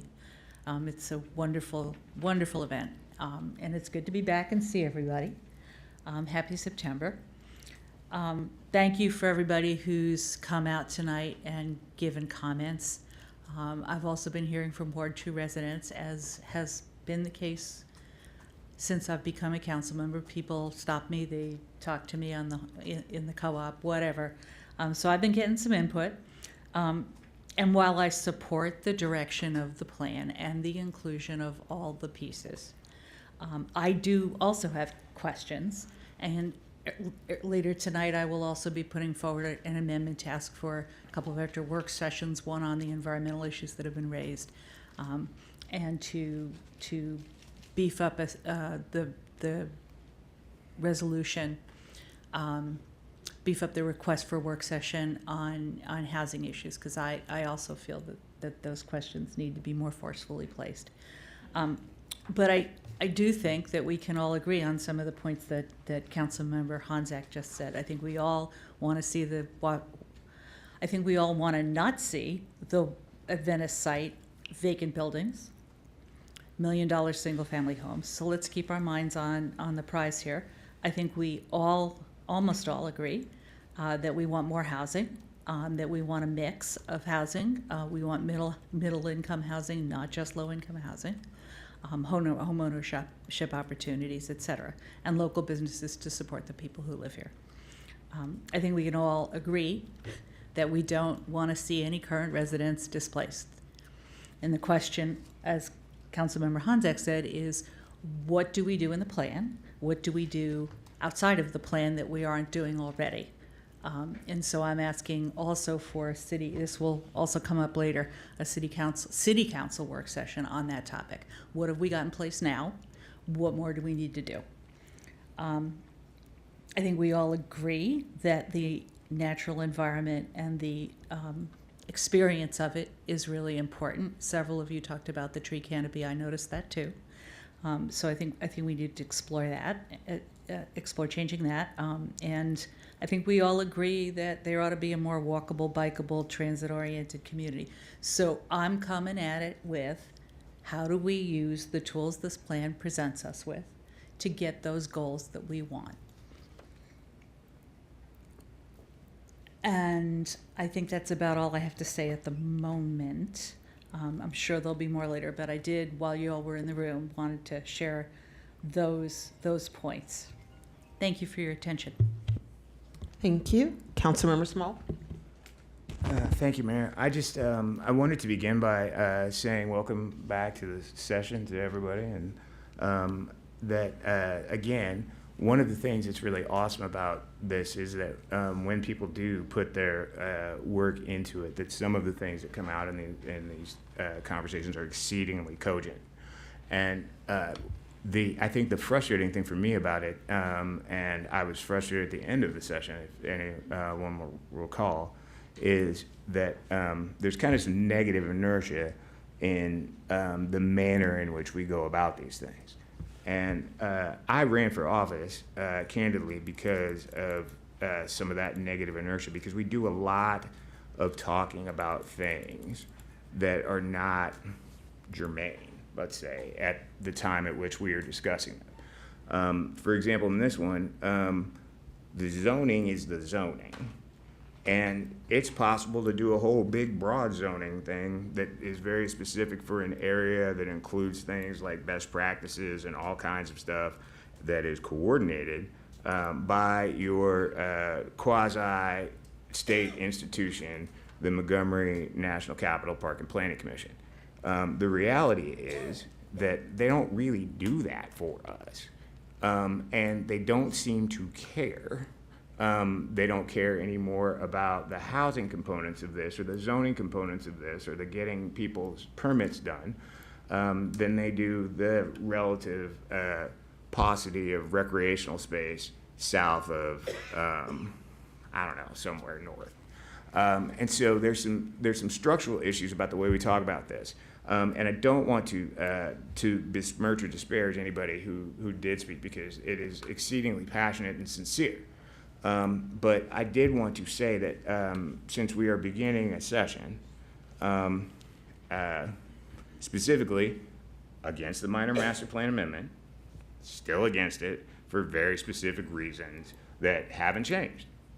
I think that we should be talking about the 17,000 cars that go on Wildwood Avenue a week. I think we should be talking about the fact that I would be willing to bet that some of the issues related to Ward 2 and the malfeasance and malfactors of teens are related to the fact that they don't have any place to do anything, and we don't have a rec center plan. We haven't demanded a rec center for the people that have been here. We've been there for 20 years. The purple line stresses from both the development aspects of doing it and the realities associated with it are underreported by state actors. The traffic associated with and quality of life issues associated with the development over there on New Hampshire Avenue and University Avenue, both in Prince George's County and outside the county, is putting economic stressors on people and social stresses on people that are alarming. And we're in here technically talking about severing one street from another street on a zoning issue. And that's not the way to go about doing these things. There's some structural issues about the way we do this. And I would hope, and I will tell everyone here, that my priorities for the rest of this session, after we get done with this resolution, are going to be those issues. And in particular, I am going to be really difficult about the State Highway Association and the Purple Line Commission and anyone who thinks that you can't start a zoning process by presupposing that there's some socioeconomic realities and some environmental realities that we already know are true. And so we don't need to spin our wheels doing extra stuff about like the streets are too small. You can't put the density there. Like, people have done studies. And this negative inertia has to stop. Thank you. Thank you, Councilmember Small. Councilmember Fulcher. I want to thank everybody for coming out here, no matter which ward you came from. I've been a little reluctant to say what, my precise views are because they keep on changing as we're going. And just because I feel a certain way doesn't mean that that's the way that my fellow council members feel and that that's necessarily what's going to happen. I'm looking forward to our working session today where we get a chance to talk to each other. I don't know how many of you are aware that we don't really get to talk to each other unless we're on the dais because we have Open Meetings Act to work within. And so a lot of the time, this is what you see is, this is what's actually happening, right? In real time. This is us getting to talk to each other. And we're all very careful about staying within the Open Meetings Act. I'm hoping that that we will talk a little bit about the building height, staying at a lower height in the minor master plan, with the option for development review and optional method of development in order to go past that. Because I think that what I'm hearing from people, while I hear from staff and while I hear from other people that I respect a lot, that it is unlikely that if we allow buildings to be another 20 feet higher, that will actually happen. What I'm hearing is that people don't feel safe, that they're concerned that their housing is going to go away. So whether that is actually what's going to happen, that they need some more security, and they need us to figure out how to make that happen within the plan. And I think that we're going to do that together, is figure out how to make everybody who's living in the affordable housing feel more safe about that housing. Some of the things that I'm not sharing the same concern about is probably stormwater management. There is no stormwater management there right now. And so something would be better than the nothing that we have right now.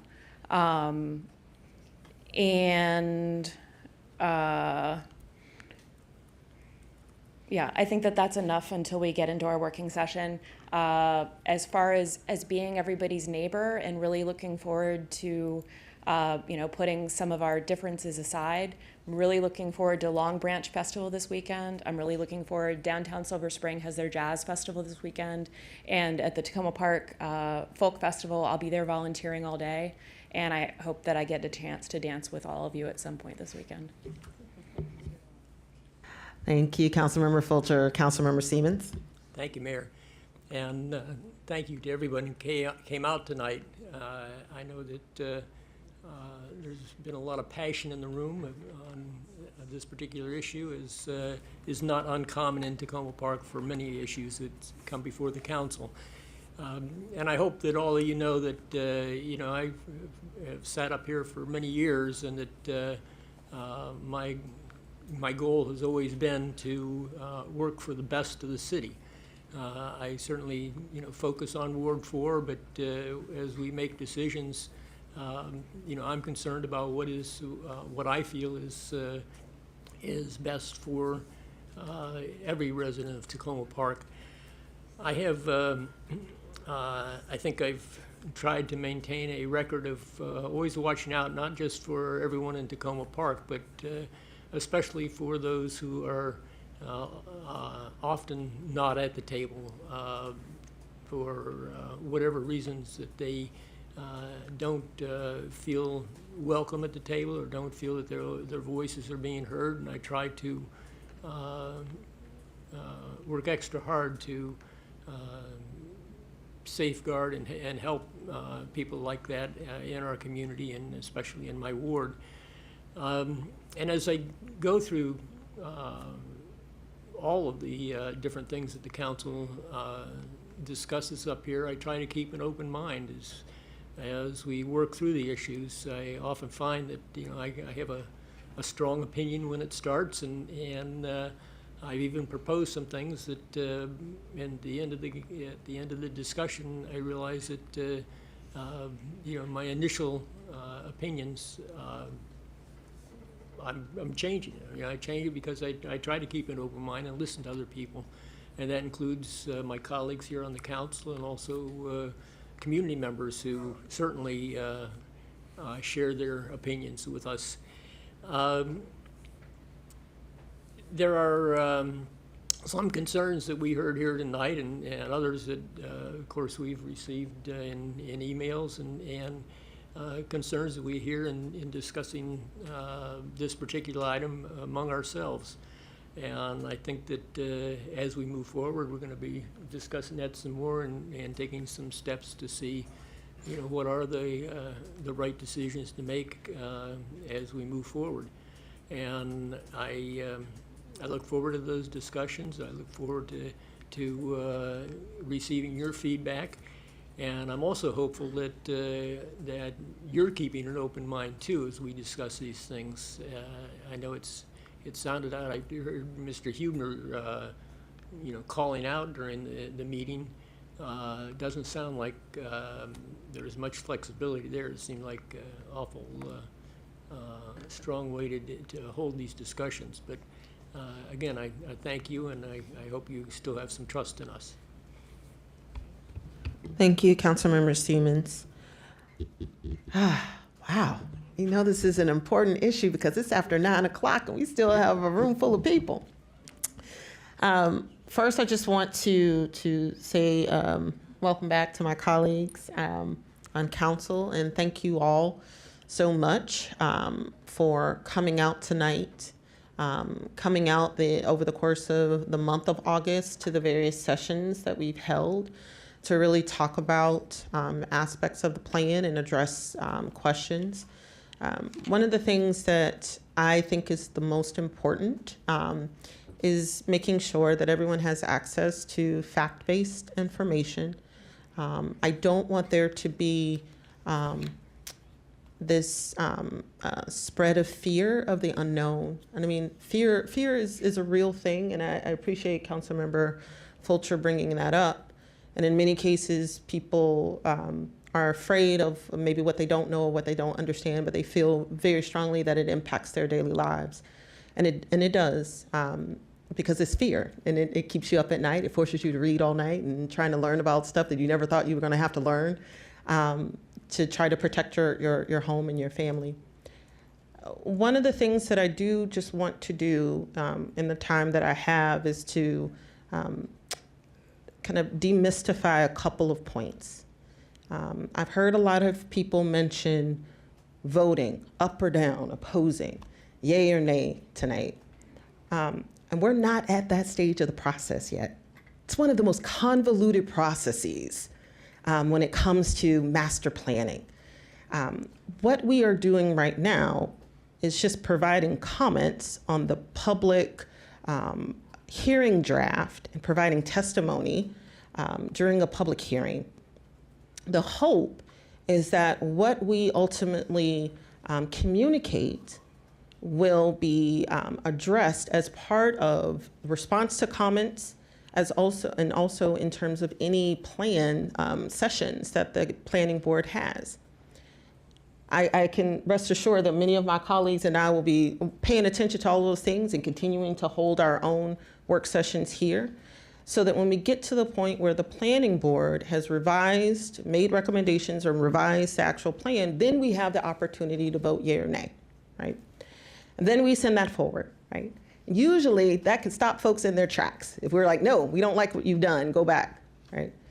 But then it still doesn't stop there. Even if the planning board just went completely forward without us, it still has to go before the county. It still has to go before the county council. We still have an opportunity to tell them, no, we don't like it. So I do just want to make sure that people understand that this process is a long one. It's not something that's going to happen by the end of the month. It is something that is going to be a continuous activity that will engage us as well as you all as we try to get down to the root of a number of the issues that have been raised over the course of the years for me, because I've been along for the ride since we started this thing. I do just want to, and I know I'm going long, but I also want to address Maple Avenue, and I know there's been a lot of talk about Maple Avenue. and the potential impacts of affordability. And as you've seen in the draft, we are asking the planning board to look into those issues. But one of the things that I do want to stress, and it's actually, there's some aspects in the plan itself on page 85, you'll see that a lot of the zoning that is being proposed in many instances are based on what already exists. So it's either taking parcels that are using an antiquated zoning category and putting them in the appropriate category that, based on today's standards, or keeping them the same. And so what we are hoping to do, and we can get into more detail about that tonight, but I do just want folks to recognize that Maple Avenue was included because it made sense to do a continuous parcel, not just limited to the Washington Adventist site.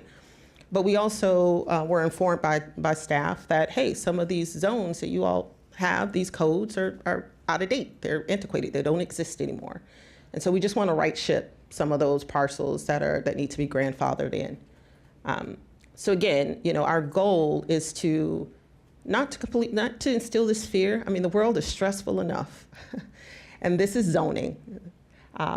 It shouldn't keep us up at night. But I do want us to keep working towards ensuring that the plan that ultimately is approved and the plan that is ultimately worked on truly does embody the values, the character of the city. And I look forward to working with each and every one of you as we work collectively to really try to get at some of the root issues and identify ways in which we can make sure that the plan reflects what it is that we want. So I appreciate you all taking a little time and letting me deliberate a lot. And I will say, personally, it was mentioned earlier about busing. I was bused as a kid. Folks may not realize that I was bused. And we lived in affordable housing, and we moved around a lot. So it is really, really, really important to me to ensure not just that we provide people, particularly the most vulnerable among us, an opportunity for housing during their hardest times, but it's also really important that we allow and create and educate and expose people to opportunities to get out of poverty. Because I'm a testament of that. So I do want to, again, continue to work with everyone here across the city as we are trying to work together to address some of the really real issues that are being brought up. And if there are ways that we can do that collectively, I really appreciate it. So again, I just want to stress that this is the first step of many. So get your marathon shoes on, because this is going to be a long ride. But I definitely appreciate everyone coming out tonight. And really quickly, I will be at all of the parties. So I will be at Folk Festival. I'm excited. I'll be a part of the opening of the Folk Festival. I will hopefully get some delicious food and awesomeness at the Long Branch Festival. So I'm excited about all of the wonderful, wonderful events that are happening this weekend. So I hope to see you all there as well. And I've been very long-winded. I apologize to our staff, and I'm going to turn things over to our acting deputy city manager. A point of order, Mayor. I apologize. I really apologize. But technically, the way this is organized, this would probably be the most efficient place to do this. During the change or the for the record section, I did want to make a change to a vote that I had made previously. Oh, okay. And concerning the monies that we're going to expend for the city manager, I was talked into on the days to abstaining on that vote, and it's been bothering me ever since. So I'd like to change that back to a no. Okay. So. Thank you. Yep. Sure. So if you wouldn't mind, just submitting, and I just want to check with the city clerk. It's not going to change the outcome, but No. Yeah. Okay. We'll figure it out as long as the city clerk doesn't tell me that that's not allowed. She's thinking about it. We'll have our triple check. All right. Well, you don't have to think about it on the dais. We can do what we need to do behind the scenes. Let's get through the city manager comments, and then we'll take a quick break before voting. All right. So I will turn things over to our acting deputy city manager. Awesome. All right. Thank you, Mayor. And it's good to see you all as well. Although I think I've seen you as much in August as I typically do. So thank you very much for your service throughout, and maybe we'll do a better job in December when that comes up. So as the mayor mentioned, the reason I'm up here tonight is because we welcomed the newest member of our city management team. David's wife had a baby a couple weeks ago, and he's very generously been working, still been working as we kind of make this transition. It came a little bit earlier. And I know he actually wanted to be here tonight as well to make the transition, but thankfully he is not. He is attending to other duties. But his official leave will start Friday and will run through October 9th. So you'll be seeing me up here throughout the next month. So I just have 7 updates. I'll try and get through them relatively quickly. A few have already been mentioned. There's been a date change to the Tacoma Park Motorcycle Show, and the Council Resolution 2023-13 authorizing temporary closures of city streets in support of the 2023 annual event calendar. A closure of Laurel Avenue from Carroll to Eastern was authorized April 30th for this show. The event was postponed due to weather, and the city has just received a request from the event organizers to reschedule for Sunday, October 8th. Staff have reviewed the request and found no concerns with the date change. And if you do have any council concerns or questions, please reach out to me or HCD staff this year, correct, 2023. Yeah. Laurel Ave from Carroll to Eastern. A few housing and community development updates.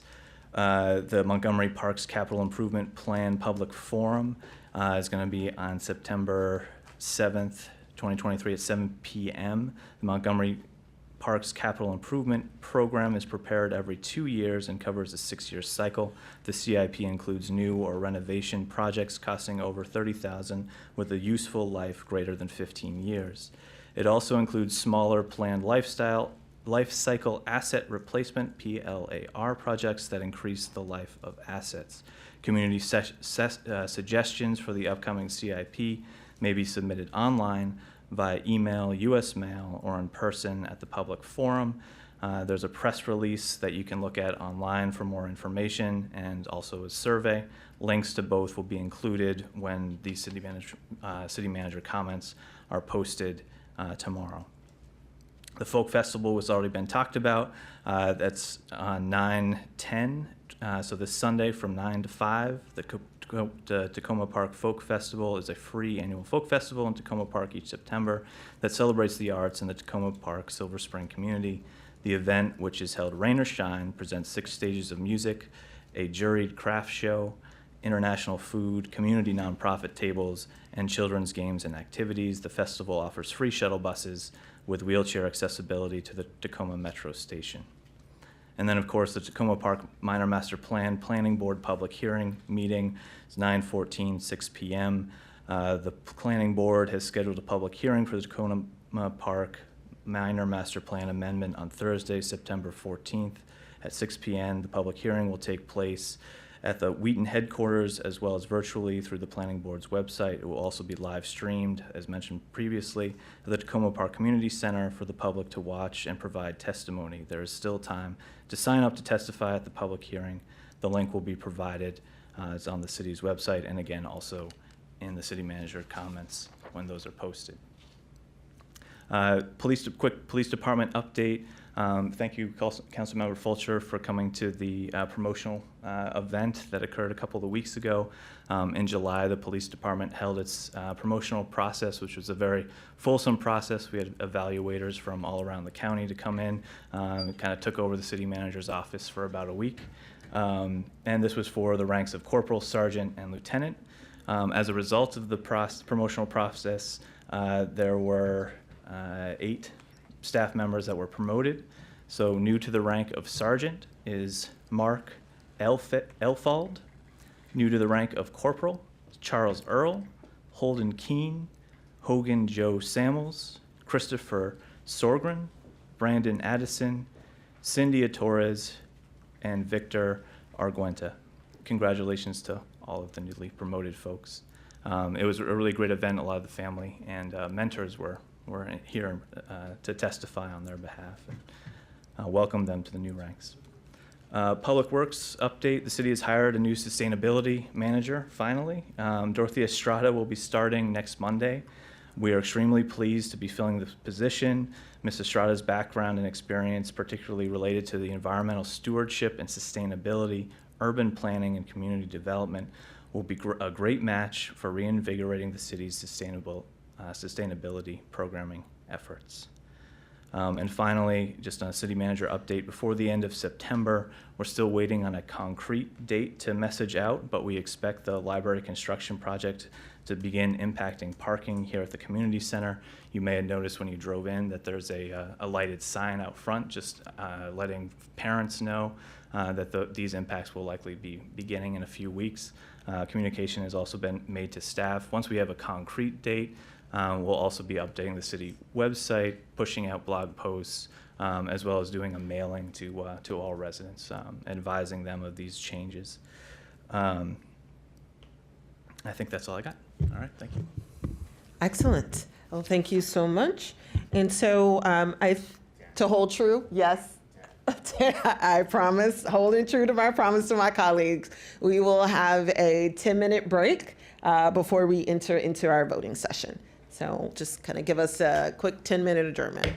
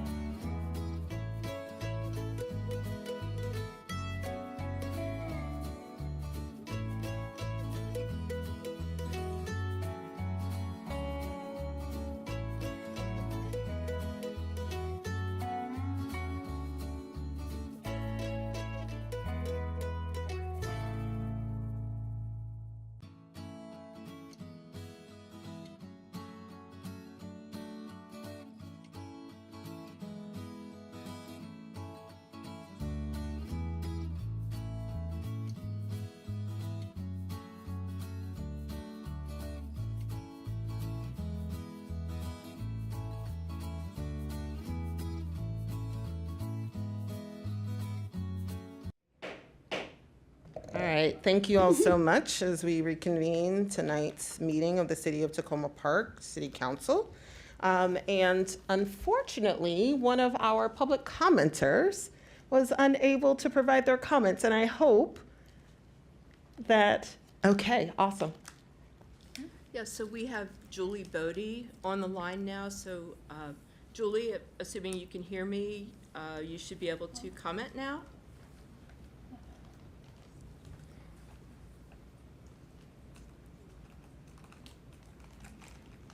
So you can unmute yourself now, Julie.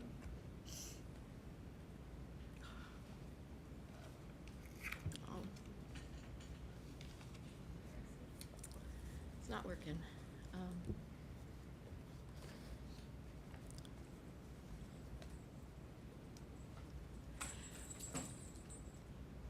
Julie, can you unmute yourself?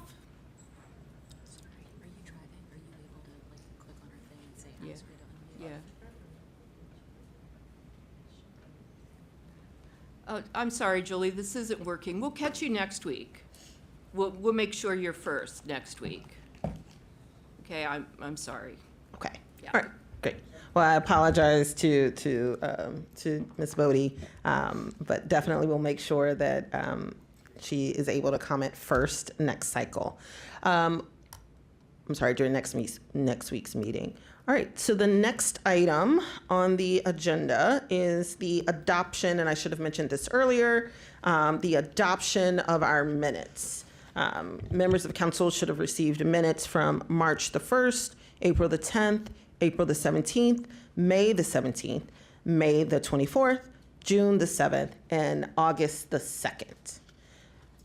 Would someone like to move the adoption of the minutes? I so move. Councilmember Gibson moves, Councilmember DeBala seconds. Do we have any comments or edits to the minutes as was shared? Councilmember DeBala. I have some minor edits that I will just pass to the city clerk. Perfect. Do we have any other comments, questions, or proposed edits to the minutes? Okay. And so let's, I just want to, again, I'm a little rusty, it's been a few weeks. We can go ahead and vote with the friendly amendments that Councilmember DeBala has moved forward. Just want to check with the clerk, do we need to call the roll, or can we just do a hand vote? You can just do it. Okay. Voice vote. All those in favor of moving forward, adopting the minutes from March the 1st, April the 10th, April the 17th, May the 17th, May the 24th, June the 7th, and August the 2nd, please say aye. Aye. Any opposed? Any abstain? All right, awesome. So now we're going to move into our voting session. And the voting item we have for tonight is the second reading ordinance amending Tacoma Park Code Chapter 6.16 Landlord-Tenant Relations and Chapter 6.36 Unsafe Buildings Public Nuisance Abatement. And we are joined by our Housing and Economic Development staff. So I'll kind of turn things over to Acting Deputy City Manager to hand it over to our staff. Yeah, so I have before you Acting HCD Director Howler, as well as online, we have Housing Manager McNally. And I'll turn it over to him to do some table setting on this item. Thank you. Great, thank you so much. Madam Mayor, members of council, good to see you again. Ira Cowler, Acting Director, Housing and Community Development. And as mentioned, you also have virtually here tonight, Devin McNally, who is our Housing Manager. I'll just be brief and summarize from the council memo here. This is a proposed ordinance that was first brought to you before recess. We actually held 2 sessions, both a work session and a first reading on this issue. This ordinance adds language to Chapter 6.16 and removes language from Chapter 6.36. It defines 2 types of displaced residents: temporary displaced tenants who will be able to move back into their units within 30 days, and permanently displaced residents who will not be able to return to their units within 30 days. New language sets out requirements of property owners in providing displaced tenants with assistance or housing in the event that they are displaced due to the condemnation of the building. Again, in July, you approved the first reading of the ordinance. Subsequently, staff opened a public comment period between July 31st and August 30th. As of September 1st, we had received 2 substantive comments on the proposal, both expressing concern about the potential increased cost and regulatory burden to landlords. After reviewing the comments on legislation, staff feel that the language in the ordinance adequately balances the needs to provide protections for displaced residents with potential cost burdens for landlords, and as such, we're recommending council approve the second reading of the ordinance and adopt it without modification. And I'm happy to open up for any other follow-up council questions here. Councilmember Gibson? Yes, one issue was brought up in the public comments about this difference between the county's rules and our rule or proposed rule in terms of how much time, 30 days. I'm not finding the exact language here. Could you kind of explain that and explain, I guess, why it's different and whether we have any kind of counsel, our lawyer has anything to say about whether that's okay for us to have a lower threshold than the county? That was, I guess, a question. Sure. So I'll answer that first part and then turn it over to Housing Manager McNally, which is that city attorney has reviewed this ordinance before it came to you. Our code would govern, obviously, in these instances. Sorry, I shouldn't say obviously. Our code would govern in these instances as it exempts us from the county code. But I'll turn it over to Housing Director McNally to discuss that 2-month versus 3-month piece that you heard earlier. Yeah, so first of all, Mayor, members of council, good to speak with you. Deb McNally, the housing manager. What we did was we took a look at the county's ordinance and then also put it into the context of what we were requiring our landlords, with the understanding that we have much stronger renters protections overall. In particular, I'll highlight rent stabilization, which keeps our median rent at about $1,200 compared to the county at large, which is much closer to $1,700 or $1,800 per month. And so understanding that we have these landlords that have the same maintenance costs, but lower revenues, and then also a large number of small scale landlords. So these are landlords who might own 1 6-unit building or might own a couple of 6-unit buildings. We tried to balance that. And so the 2-month requirement was a compromise to try to balance that need for tenant protections, but then also not make it overly burdensome. Thank you. That's very helpful. Councilmember DeBala? I was going to actually ask the same question. So help me out here. If the rent is lower, then the landlord has to pay more to if the rent is lower, then they have to pay 2 months worth of rent. That's less than 3 months of a higher rent that the county has to do. So how is that burdensome? So let's talk about when we were thinking about that, they're going to have to renovate the building, right? Right. This occurs in a condemnation. So they will have to go usually gut the interior of the unit and then redo it entirely. Generally speaking, as part of the rent, you're collecting what's called a replacement reserve. And so that's money that's set aside to deal with maintenance. With our limitations on the way that rent can increase, a lot of times what we see is smaller landlords don't have as much in their replacement reserve. And so when a issue like this arises, there's not the same buffer that might otherwise be there. And so this was a way to try to provide some help for them, while at the same time still providing the tenant with funds to help cover that period or get into a new housing situation. Councilmember Hans, I'm sorry, Councilmember DeBala, you know? No, I'm still I'm still thinking it through. So, so the tenant, I'm not sure. Go ahead. Somebody else asked a question. My question might help. I wonder, part of the impetus for doing this was related to some situations that we had in the city, such that including in my ward. And I know that I therefore asked for a more in-depth briefing myself on how to interpret this and what it would mean for our residents. For example, we had a fire in one of our very small buildings, and there were some challenges. And I felt I am very pleased with this particular ordinance, because I think it will help more quickly resolve the kind of situations that we encountered in in that kind of situation. Am I right? Maybe anyway. I was just thinking you might be able to give a quick example, if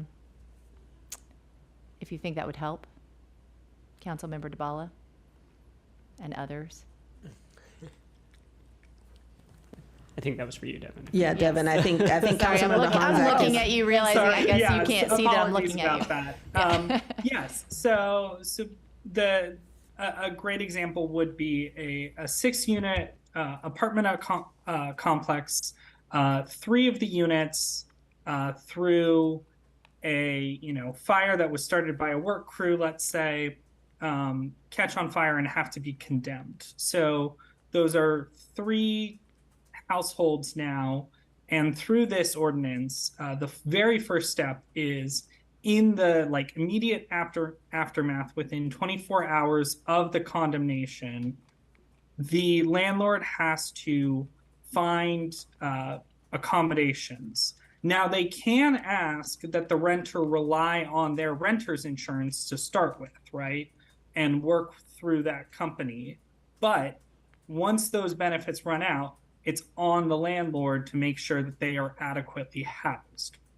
That also starts another clock, which is within 7 days, they have to determine whether this is a temporary displacement. So less than 30 days, they're able to get work crews in there really quick and correct any of the issues, or if it's a permanent displacement, which is to say that it's going to take longer than a month and that they'll need to do a more substantial payment. So the temporary displacement is they would cover the housing and storage of items and then help them also cover the moving back in. The permanent displacement, so that's the 30 days or more, is the 2 months plus the security deposit. So let's say your monthly rent was $1,000, that would be $2,000 plus the return of that security deposit. And so that idea is that money can be used for a first month's rent and security deposit for another building, or if they need to stay somewhere a little bit longer to cover those expenses. That doesn't cover any of the changes to the building. That would be part of them with the insurance company, but the 7 days gives them the time to reach out to their insurance company for the building, understand what they need to do, and then make the payment. And then they have to provide us, the city, with copies of these documents and also a quick report of what happened. And that's 3 days later. So they have 10 days to give us that report. So the idea is that there's a process where everyone knows their timetables, there's clear communication, and then there's also a duty of the landlord to provide us with that information as well. And hopefully that provides a little bit more clarity. I know that doesn't necessarily get at, I think, Councilmember DeBala, your question, which is kind of the difference between ours and the county. And the idea is that we are trying to understand that in many cases we have landlords in these small buildings that are 6 units who this is their only building. So they require some hand-holding. And we're also trying to get them to provide kind of those services. But we also want to understand that they also are going to be spending a large chunk of money and on getting that building up to code. And so we want to provide an incentive as well for them to properly restore the building. Great. Councilmember Siemens? Thank you, Mayor. And I really thank you for bringing this to us. As Mr. Cowler knows, this came to head because of unfortunate situation in Ward 4. And we had, as I recall, no provision for this. So this is a real leap forward for us to address this issue. And I think, as with any of these things, that it may one day we may find that it's too much or too little, and we can make adjustments at that time. But this is, I think, as I said, a good first step towards addressing something that protects the tenants to some degree. And I appreciate your looking into it and working on this after recognizing the problems that we had in the last year. Thank you. Thank you so much, Devin. One question that I have is about, in terms of rehousing a tenant, are we, and the idea of a 2-month, because I'm just thinking about this, from both perspectives, right? So from a landlord perspective, we have small landlords who typically have very slim margins when something as catastrophic as a fire or flood or something like that happens. They typically, based on whatever their insurance will pay out, which usually, if you ever had to rely on insurance, is never enough to cover the actual replacement of anything. And so the 2 months from that perspective makes sense to me. One of the things, though, from the tenant's perspective is to the point of our rents are lower, right? So our rents are lower. And if a tenant is permanently displaced and they cannot find an equitable rent-controlled unit at a comparable rent, then for them to get a unit somewhere else, they're going to be at a deficit, right? Because most likely the first month's rent is going to supersede what a first month rent is for us. And the probably potentially, if they have to put first and last down, they're not going to have it. So, and that's why I'm questioning whether or not recognizing the benefits and the challenges with the landlords, but that I'm also trying to deal with that juxtaposition of that third month, particularly with our suppressed rents, may actually help the tenant to be able to put down first and last somewhere else.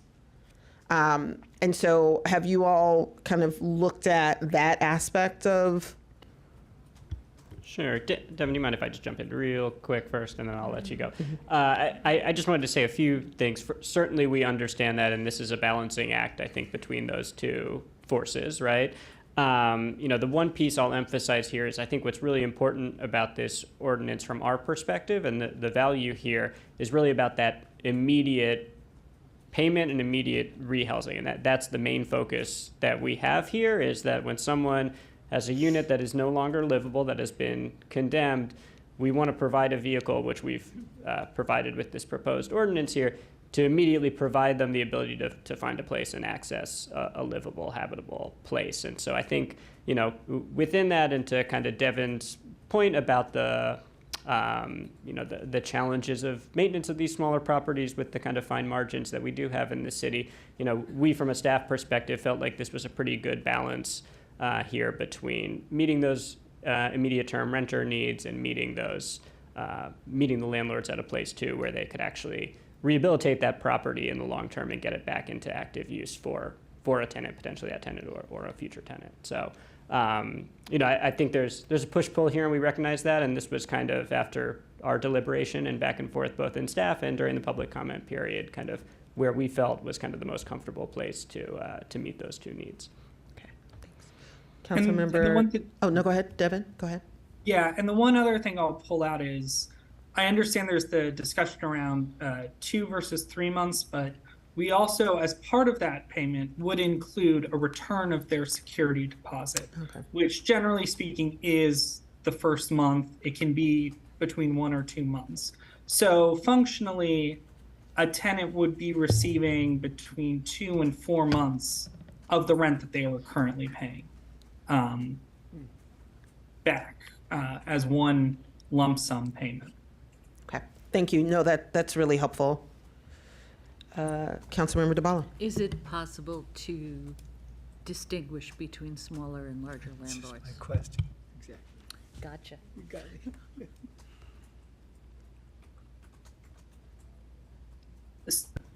And while you're thinking about that, Yeah, I'm inclined to pass this and then work on changing it rather than hold this up, because the immediate benefit is pretty strong for the short term. But that is still a question. Go ahead, Devin. Yeah, I think the only concern I would have, the concerns I would have with trying to make two different sets of rules is communication, and then also from a staff administrative process. When we start to change our processes too much, so we'll see this, for example, with our tenant opportunity to purchase laws. There's 3 different tracks, and so that leads to some confusion over which track you fall into and what requirements there are. And it can create some kind of headaches on that end. But I think we're, as a staff, we're open to having conversations about improvements or tweaks.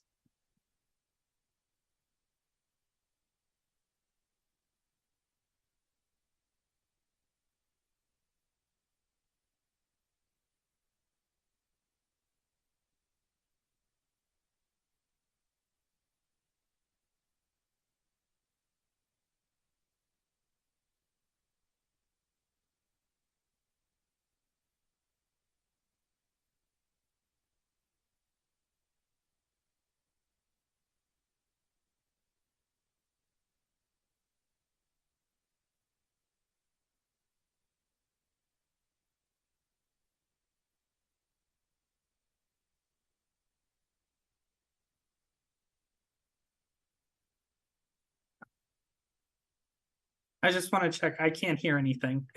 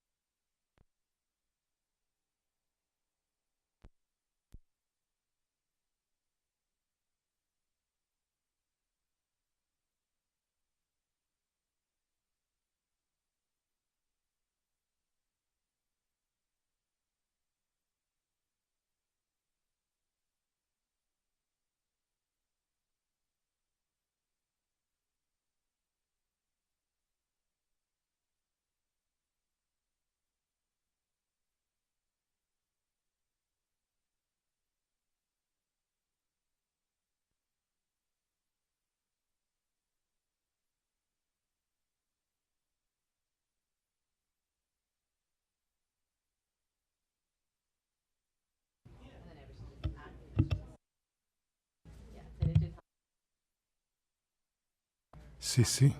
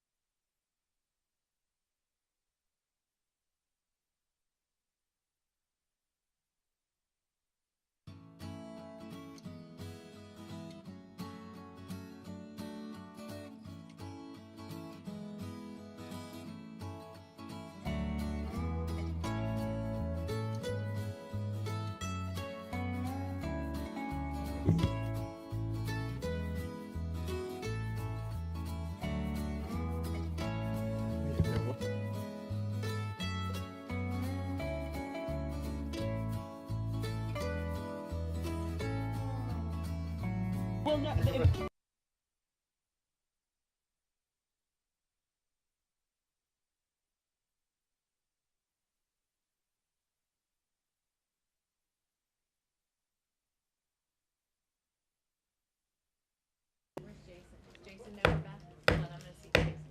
All right. Okay. So we're back, but I have a blank screen. So We can't see you. I'm gonna ask my colleagues to let's do the finger in the air so that I can kind of have a view of who wants to who has a question. I do. I'm good. Yes. I remember what my question was. Okay. So I realized that the city was having to help to finance people finding new places in some of the recent displacement events. What I was wondering was, what was it like finding housing for those people? Because one of our concerns is, what's the likelihood that you're finding them housing that's similar in cost for these displaced residents? So, what will that look like in the future, in your opinion, should there be another displacement event? Ira, do you want me to take this one? Yeah, go ahead. You've hung on. You can answer some questions. All right. Yeah. So in both cases, a lot of the work that the city has done is kind of in the immediate term, which is finding hotel accommodations in the short term. And so the challenges that we've seen with that is, first of all,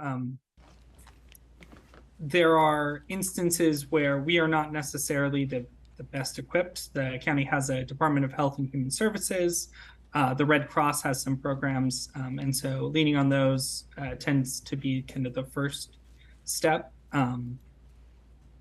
In terms of the Mapleview apartments, I'll speak to the general pieces. I know as time drags on, it becomes more and more difficult because the hotel obviously doesn't like to keep the rooms, indefinitely for kind of that purpose.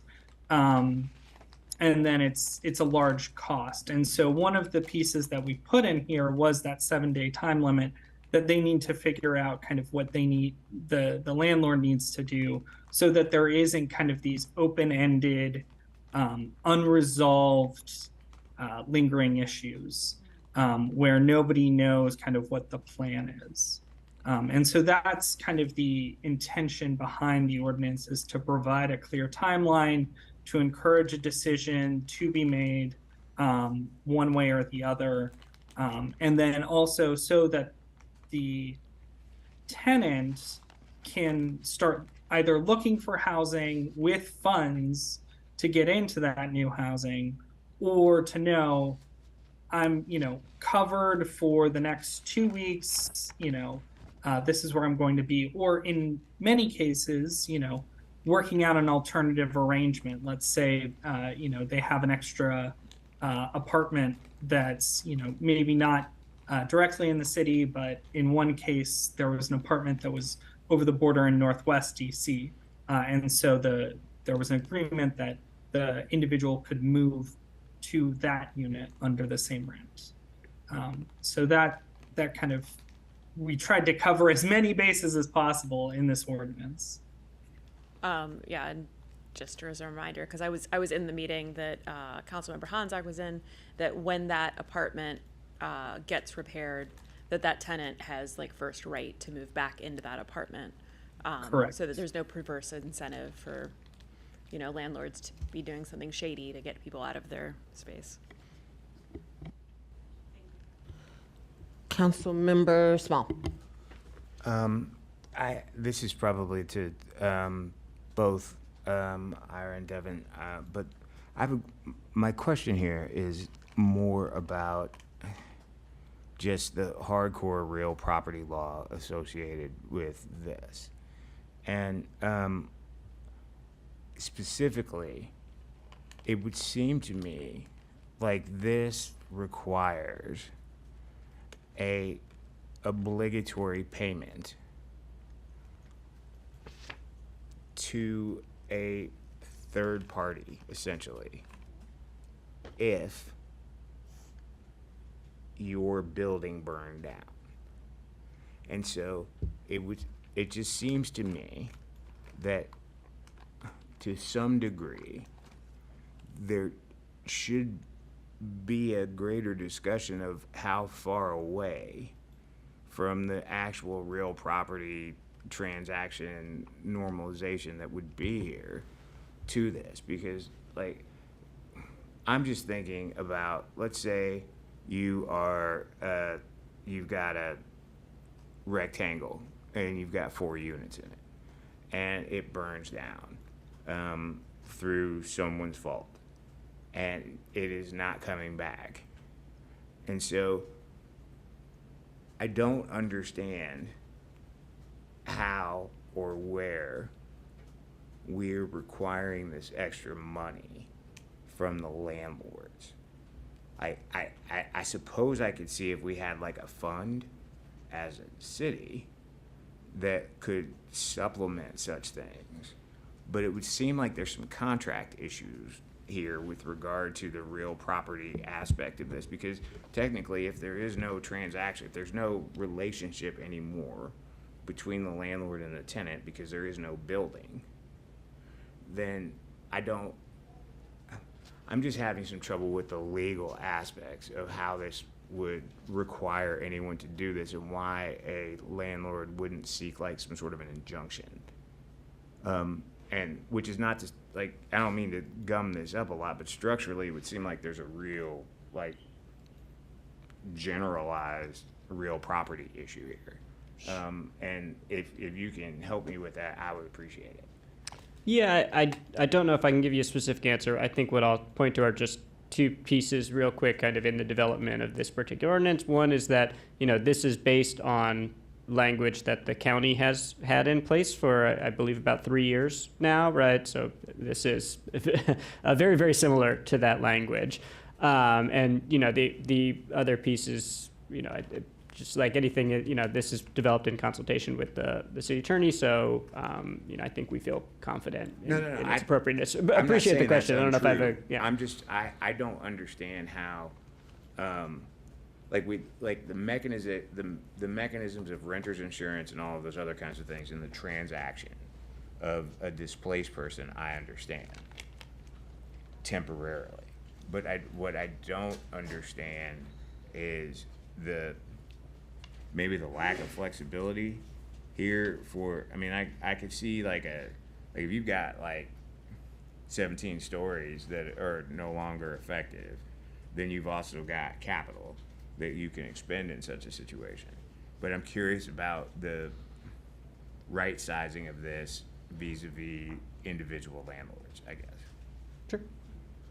And Councilmember Small, I just want to pick up on what you're saying, because I think it's kind of indicative of some of the juxtaposition that the staff are dealing with for the smaller landlords. Having to fork over the security deposits plus 2 months rent can be pretty substantial.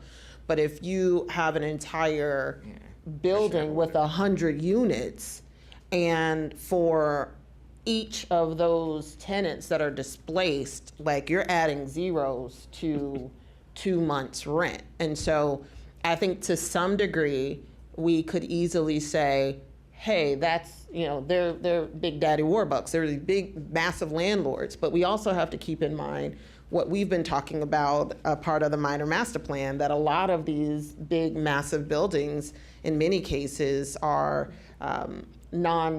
in some cases are nonprofit developers, where those profit margins, again, are not that great.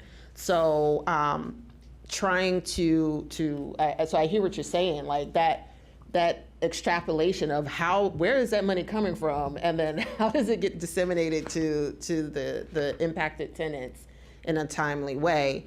And I know that you all have probably done a lot of, based on what the county and the like, and the expectation is that the landlords, through either whatever insurance they carry, would have to fork over the money. And I don't know to what extent the timing of that transfer, I thought I saw something in here about the timing of the transfer of the funds. So they have to come up with those dollars pretty quick. Correct, yes, yeah. And I think the other piece I just want to add real quickly kind of about the payment, and one of the changes that we made when we first took this back before recess was there was a big discussion here on the dais about renter's insurance, right, and kind of where that comes into play. And so one of the changes we did make here, kind of in acknowledgement of that, is that you can ask your tenant to have renter's insurance, and if they do have renter's insurance, that can go towards covering some of these initial costs, right? If that doesn't cover the full amount of this, you as the landlord are still liable for that, but that can go. You can, again, as part of a lease, ask a renter to have that renter's insurance, and that can go towards kind of acknowledging some of this risk or covering some of this risk for you as a landlord. Mm-hmm. All right, I'm not seeing any more fingers because I can't see lights. Oh, you can. Okay, my light's on. Is your light not working? No, my light's on. You just can't Okay, I can't see it. I can't Okay, know how to move awesome. it. Councilmember Honzak? Yeah, quickly, I was just going to say one of the things that we did see in this case that happened in ours with the smaller landlords, which gets us back to the small landlord question, is it's not directly related, but unfortunately, even though it was in the lease in all these cases, I don't think any of the people in the building had renter's insurance that was still active. And that was one of the challenges. And so there weren't a lot of things that could come in and sort of save the day. And one of the things I liked about this new provision was that for the small landlord, in recognition of the fact that it's kind of tricky, they could actually put them into a different building, but they were still obligated to try to find that space for them versus using direct cash. They had that choice, right? Right, am I correct. saying that right? You can Yeah, come- that was they- one of the attractions to me because it would have solved this particular crisis in a better way than how it was sort of left unresolved. And I thought that was helpful for the small landlords. But what I also wanted to share was that just I think this gets us back to I would love to see again some kind of effort happen over the next year with small landlords and kind of tackling that because it's such a big issue in Ward 5, and I'm sure it is in other parts of the city too. But that's one of the biggest issues that's come on my table since I've been in this role is the desperation of a number of our small landlords just trying to problem solve around a whole array of issues and wanting to do right.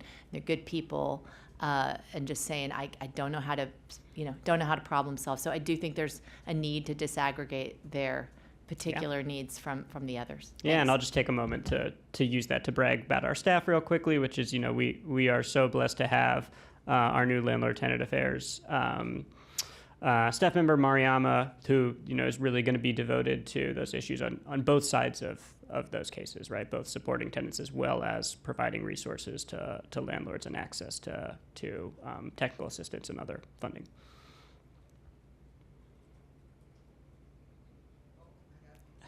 The finger, sorry. So I would like to see from the impressive staff some suggestions about breaking it down between smaller and larger tenant building owners. And when we do our next housing discussion, to come back to this question rather than try to amend this tonight. Because I am still interested in seeing whether there's a way to make 3 months at least for the larger building owners. Thank you. And I do want to piggyback off of Councilmember Dabala.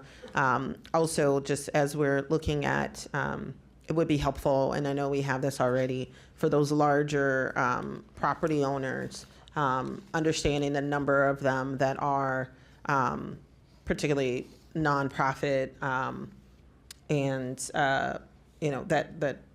that have that, as we know very well. I know from my time as council member in Ward 6 how slim a lot of times those margins are. So to get a better understanding of what would potentially be the case for the larger versus smaller, but keeping in mind the proportion of those larger property owners that are actually providing nonprofit developers providing a lot of affordable housing, ways in which we may be able to lobby at a higher level for some of these catastrophic incident funds that could potentially be made available at a state level or at a county level to help those property owners to be able to make tenants whole and actually make sure that they're able to repair the buildings in a way that will be able to maintain affordable units. Kind of bringing it all full circle in terms of addressing displacement while simultaneously ensuring that we're maintaining affordable housing in the city. Okay, so I see no more fingers. All right, so let's vote. And so because this is a second reading ordinance amending, a second reading ordinance, just gonna triple check with the city clerk. We will need to do a roll call on this one, correct? Yes, and we'll need a motion in a second. All right, sounds good.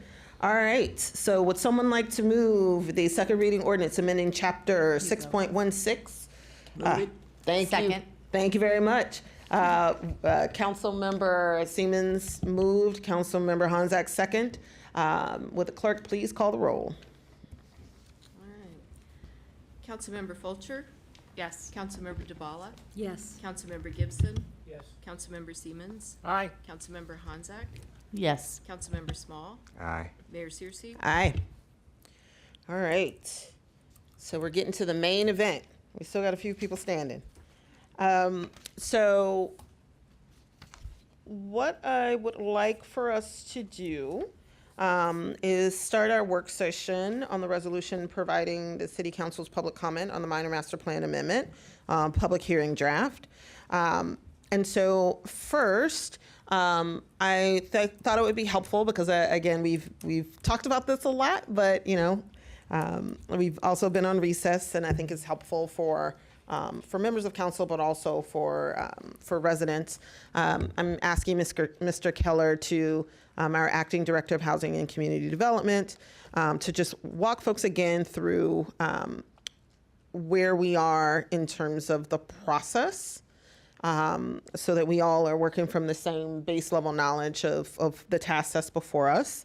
And then what I would like for us to do, because I know that some council members have proposed amendments, but what I would like for us to do is to kind of talk through some of the core themes that are presented in the draft, which I put together just to try to get us started with fleshing out what it is we would ultimately like to provide in terms of public comments.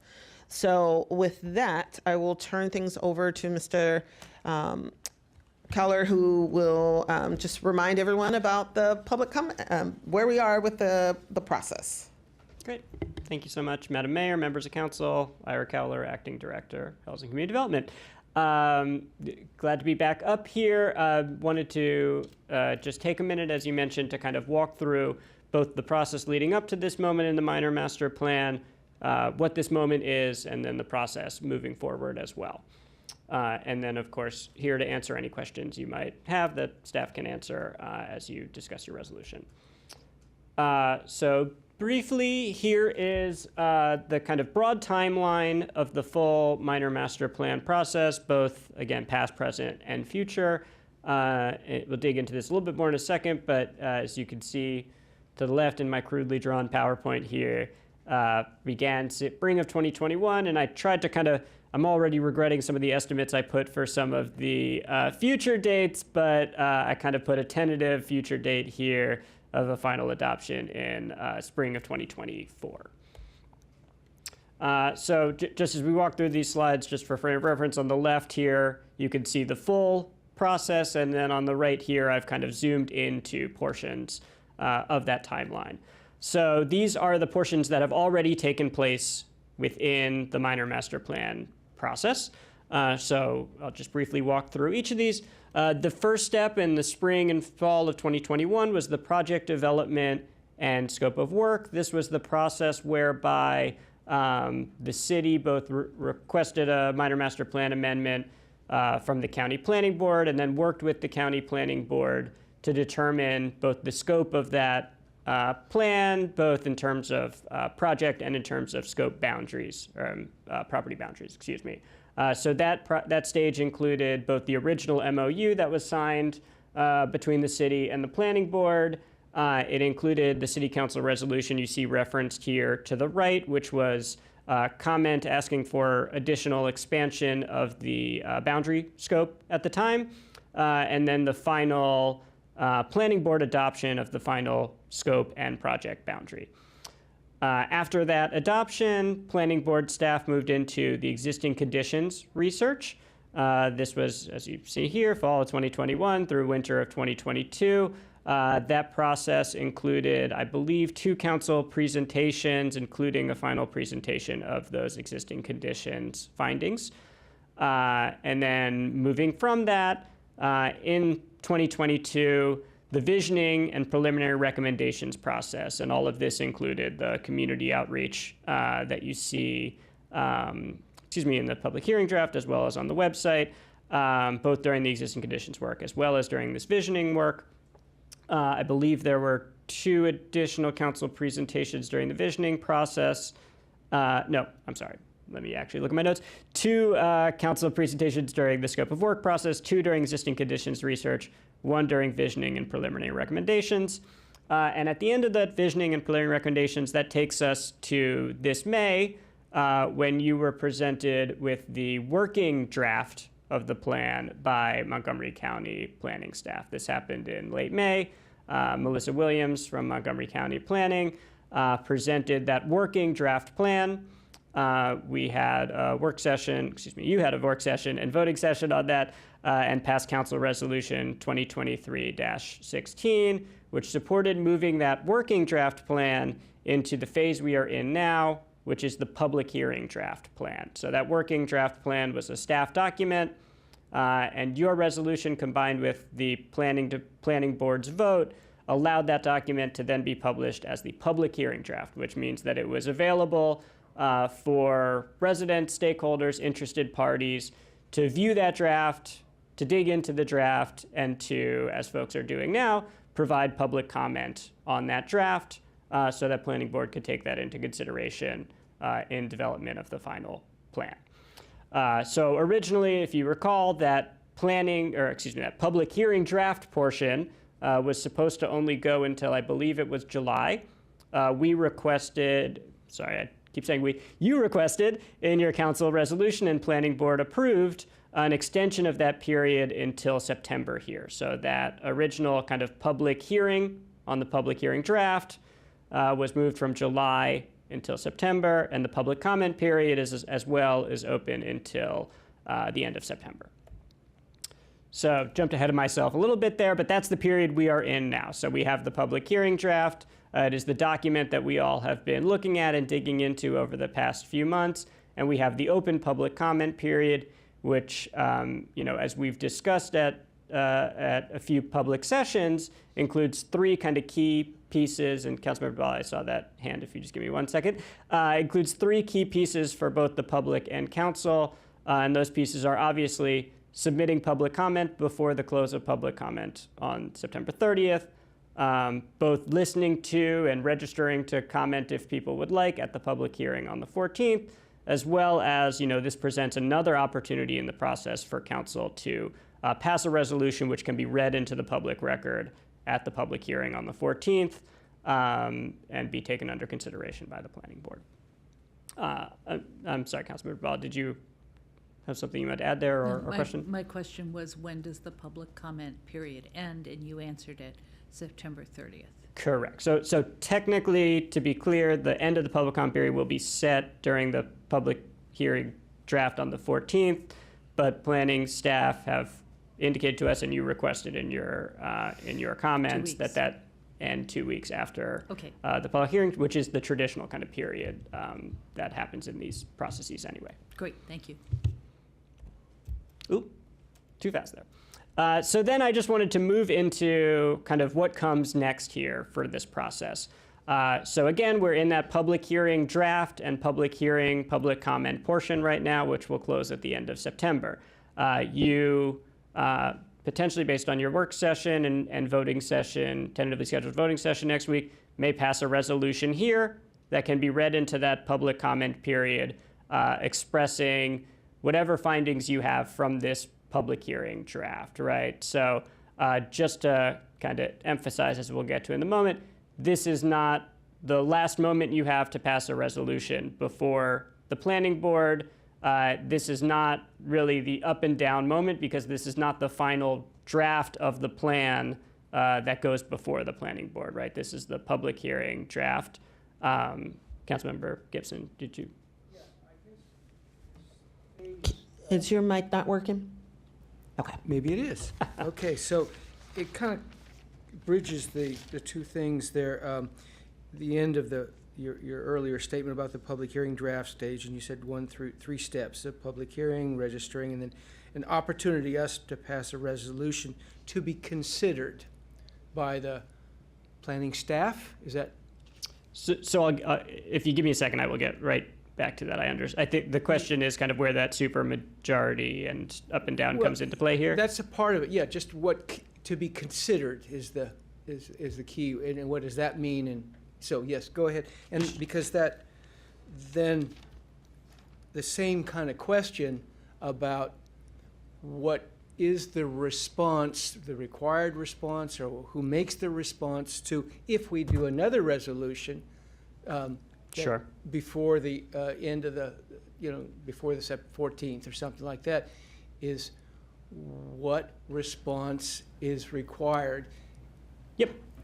I think it might be helpful for Ira to be able to walk through these steps, because I think that will help to solidify where council resolutions are welcomed and when, because they can help inform, and when council resolutions are required, because there are certain points in the process where we're to at stop this that. stage now, so this is the stage that he was talking about, that I wanted more clarity. I'm glad that we could add others, but I'm not sure what the best timing is. But we're at this stage right now of considering a resolution. That, and I'm wondering sure. what the response, what the required response is, and sure. Yeah. So I think the best way to start answering that question is kind of discussing what planning board will be doing both at the September 14th hearing and at the close of the public comment period. Right. Go ahead. So what happens, this is the public comment period. Planning staff has been taking public comment. They are keeping that, right? They will hear more public comment on the 14th, and I'm sure hear or receive more public comment after that before the close of the period. Once that period closes, planning staff and the planning board will review that public comment, which may include your resolution tonight, or sorry, next week. And based on that public comment, planning board will set work sessions and set topics for deliberation during the this period you see next year, which is the planning board work sessions period. So I think to answer your question maybe more directly, the resolution you passed tonight, if, for example, you say we would like to see a work session on whatever topic during the public work session period, that would have to be taken into account by the planning board when they set their decision as to what work sessions are taken into account. If you pass a resolution that, so did that answer the question? No, but you're getting there. I mean, the Sure. various options. And I think there. maybe it'd be I'm helpful if I looking get to the next resolution step as Okay, well. go ahead. Great, We'll go great. there. So apologies. So we'll have public comment period close. Planning board will review public comments, set those work sessions.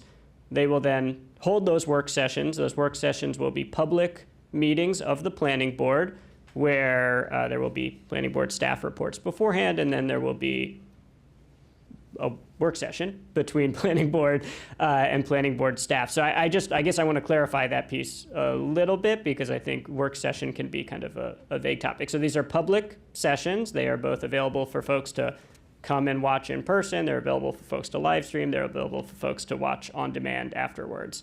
They are not going to be like give and take public, comment period pieces, right? They're going to be conversations amongst the board and the staff report as to kind of what findings there are on that work session topic, how that impacts potential changes to the plan itself, right? So that work session period happens. At the end of that work session period, based on those work sessions, there's a revision to the plan. Montgomery County planning staff will then come back here to City Council, and they will present to you that updated draft plan. They'll probably call that something like the tentative planning board draft or something like that, right? So right now you have the planning or the public hearing draft. We then have public comment, work sessions.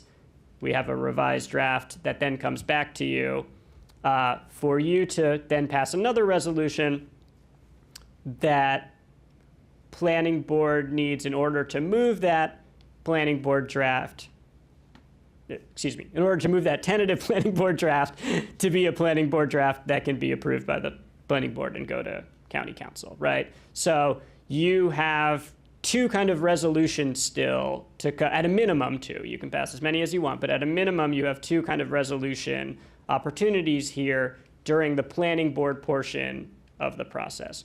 One is the resolution in front of you right now, where you have a chance to impact the work sessions and kind of the post-public comment plan refinement, plan development process.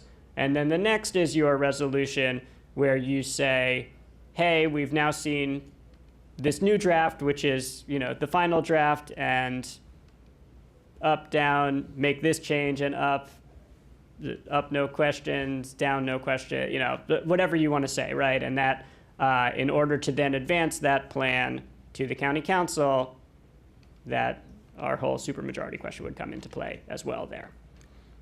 As well or only there? The supermajority is on what you called the tentative final resolution. But there is no supermajority if we involved, correct me if I'm wrong, in terms of responding to a resolution that we would do next week. In other words, to take any action in this process, to take any official action, right? There's not going to be any official action on September 14th, right? There's not going to be any planning board vote or something. There is just the hearing of public comment. After that, there will be an official planning board action to set work sessions, for example, right? To take that action, if you passed a resolution asking for something about that action, to take that action, all of the various MOUs that we've discussed would come into play within that process. Okay, I got confused. I'm sorry. So let's say hypothetically, let's say at this point, we come up with a resolution that says we would like to have these changes in the plan, and that we would, for example, sever the plan that it would only look at the hospital, hypothetically. So that's our demand, or it's what we are asking for. However we want, however we want to phrase it. What are the range of responses to that that demand that we would make? Sure. So let's give a real-world example from the draft resolution, which is, I should have had it in front of me, but you make a reference in the draft resolution to, excuse me. Well, the draft resolution uses... Planning board holds the following work sessions during development of the planning board draft plan, X, Y, and Z, right? So that is an official action that is taken by the planning board to set work sessions. So if they didn't want to hold those work sessions for whatever reason, they would have to pass that action with the supermajority. So any one of those, if we ask for 3 work sessions, and the planning staff or the planning board did not want, then they would need, if they disagreed with that, they would have to override it with a supermajority. Sure. Any action on the plan or on the amendment, I guess. Okay, well that's helpful. I wasn't sure where the supermajority weighs in, but you're saying it's anything that we would propose or demand, or however we state it, that would change the plan or the direction, I guess, of the next step, the work sessions, for example. Okay. When we get a chance, at some point, we can come back to it. I want to learn more about the work sessions. I've read through the material that you've sent out previously, and the planning board ultimately determines the topics to be addressed at the work session. And so if we said if we wanted to have a work session, this goes back to what we just talked about. If we wanted to have a work session for X, but I think I'm sorry. There was an exact answer to your question. I just wanted to pull here. Well, we can hold off. Yeah. So I guess I want to one, be mindful of the fact that it's 11 o'clock. I just want to understand. I just want to understand. You know, it's yeah. Well, I understand that, but our staff have been providing lots of materials and scheduling briefings to try to make sure that everybody understands through the entire summer. And so I want to make sure that we're mindful of what we need to discuss. One of the things that I just do want to follow up in terms of the last question that Councilmember Gibson asked was around work sessions. So we can offer work sessions, but the planning board can request their own, right? So we don't unilaterally dictate the work planning approach. They may have topics that are important for them to discuss as well. So therefore, the final calendar for what consists of the various work sessions could be a combination of what we're requesting and what the planning board itself is requesting, which could also be informed not just by the comments that we are making, but by the series of public comments that they're receiving, probably not only from the city of Tacoma Park residents, but from various stakeholders all over the place. So they may choose, based on those public comments that they've received, to identify topics to cover to help them with developing what is the planning board draft that we would ultimately need to have a resolution to state whether or not we support or want modifications made. Is that correct? Okay. So I do just... if I might... Yeah, that makes sense. A good clarification, because it's and I didn't think that it was only what we proposed, but I just wanted to be clear of what we proposed and what the required response is. And if we ask for or require a work session and they don't want to do that work session, they have to have a supermajority to override that and not hold that work session. There may be, as the mayor says, other work sessions that are great. I just wanted that clarification, and then to go into detail about how those work sessions are run, who makes the decisions. I don't know if you're going to talk any more about that. Sure. Because who's going to be there? I guess. Yeah. Whether we can we have any influence on maybe expert witnesses or? Sure. Before you do that, I think could one I of ask the. a question? Oh, go ahead. I'm sorry. Since a lot of this is answered in the Q&As that the council has, are those going to be publicly available at some point? So actually, this question is in the blog posts that are available. So you all have been provided Okay, with. so the information is already. Yeah, and so I'll direct you to exactly where that answer is, which is in our first blog post, minor master plan. What are the planning board work sessions and how do they intersect with the plan? This was published on August 10th. It's on the website. It's in the packet you have there. Question number 2, how does a planning board work session function? Who leads it and who participates? So rather than belaboring it, I'll point you there first. And I'll just say that that wasn't entirely, I wanted some further clarification than what you've already provided because I have been, carefully looking at what you've written. Well, may I suggest, Councilmember Gibson, in the interest of time, that these follow-up questions, again, staff have been readily available to answer any questions regarding process, that you can definitely follow up with them offline if you're confused about any of the materials that have been released publicly, materials that have been provided to us. But I really would like for us to be able to get through this overview so that we can actually start talking about the resolution itself. So Mr. Keller, if one thing that I do just want to confirm is while we would have a resolution that would be required as part of the planning board draft submission to the county council public hearing, this optional city council resolution, again, and I think I mentioned it earlier, is something that we can use to reaffirm in the case that there might be some county modification to the plan that the planning board sends forward. So is it possible for a county council to modify or to make recommendations for modifying a plan after it's left the planning board, and therefore we could have a resolution to address those issues as well? Sure. So, just to kind of run through this real quickly here. So, after the planning board draft is approved, it goes to the county council, at which point kind of a very similar process happens where there's another kind of public hearing process. As you see here, there might be another round of work sessions.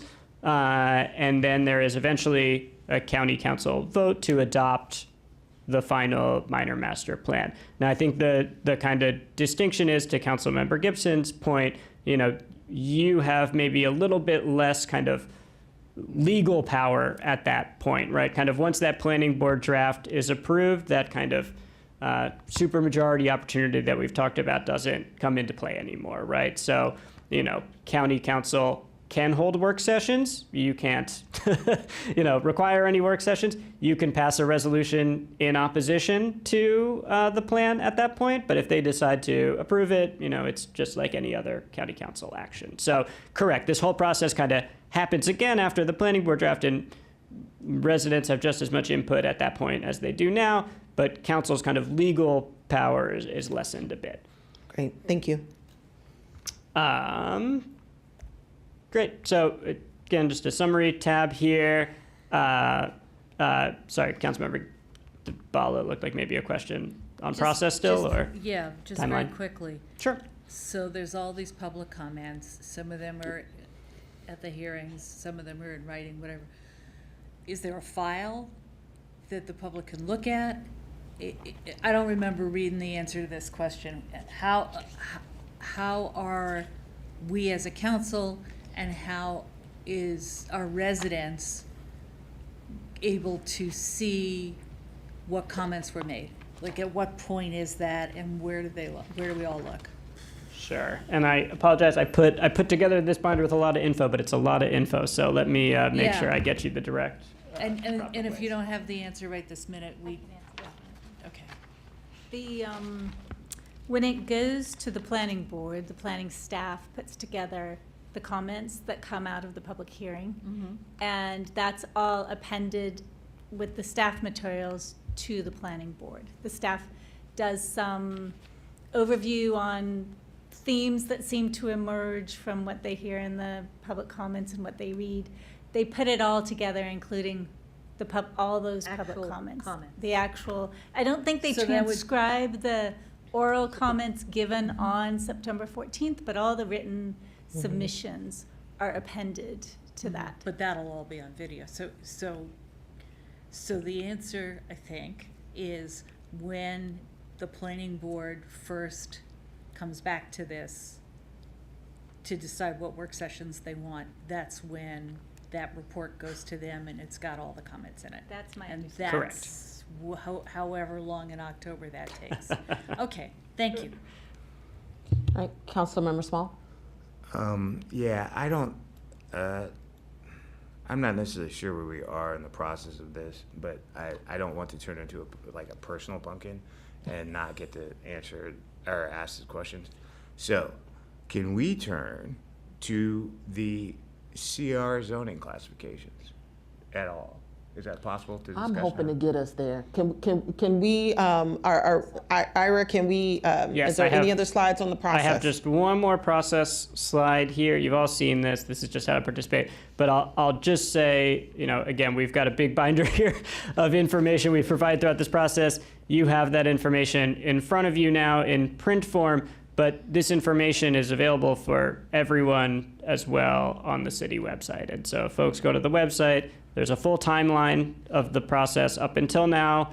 That includes links to all of the council presentations, the audio, the video, the PDFs of all of those, all council and other stakeholder actions, and all of the, what we were calling blogs, the educational materials that we've provided. So, again, I think there's a lot of answers out there. There's certainly other questions that still need to be answered. I'm not saying we've answered everything, but, we hope that we've provided a really good starting point here so that those questions are coming from, that information.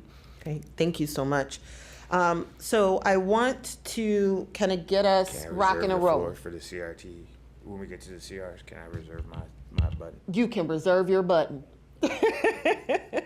All right. So one of the things that was mentioned earlier is, the fact that we're dealing with the public hearing and working to identify what are some of the priority areas that we want to make sure are covered and discussed as part of the planning board work sessions, so that we can ensure that there's adequate discussion given to the concerns that we're raising.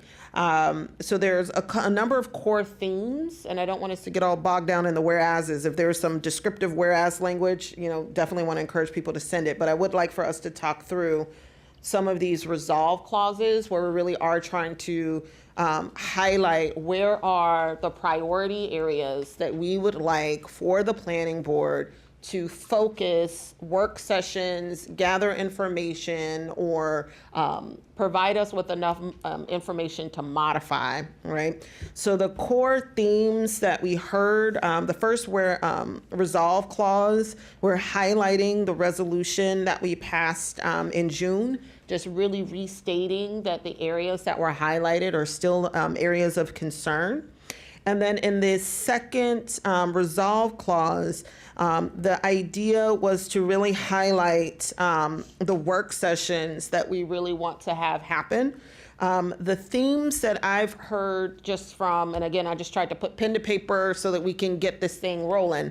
But the core themes that I heard in terms of priority topics are the impacts of development in the Flower Avenue district on adjoining residential property. So basically, what is the right zoning, the height, the setback, the walk down for the Washington Advances University site, the hospital site, because it is surrounded by a number of single family homes.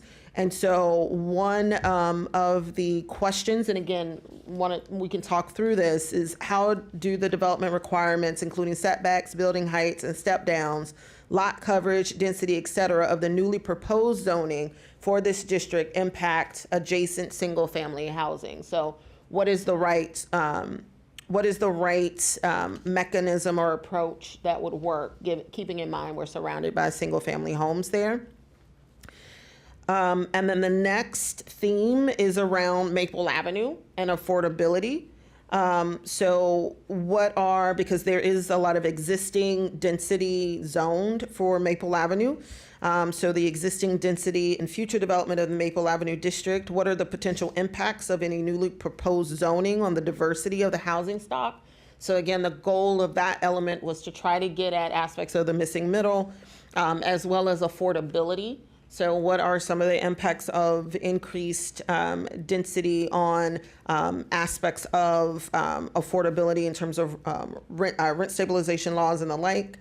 How are the plan stakeholders helping to incentivize and finance the creation and preservation of quality, safe, affordable housing within the Maple Avenue district? This is something that I think is really important, given that we have a number of buildings that are in this district that are in need of repair, but they're owned by nonprofit developers, and we have suppressed rents. And so there is a need for there to be improvements in those buildings. So what can we do in this plan area to get commitments from various stakeholders to make those resources available to do the necessary building improvements along Maple Avenue to ensure that we don't just have cheap places for people to live, but there are places where people can live with dignity and respect that they deserve. And then the last work session item is public space and amenities within the minor master plan area. So what are the impact of the plans on the public space, rec facilities, schools, public health, i.e. like healthcare provision, and how to ensure that the adequate services align with the growth that is projected. So I want to pause with that piece so that we can take each of these separately and then have folks recommend any other work sessions that they would like for us to have. And so Councilmember Small, I promised you first dibs. For your CRT question, is it related to Maple Avenue or WA? It is both. Okay.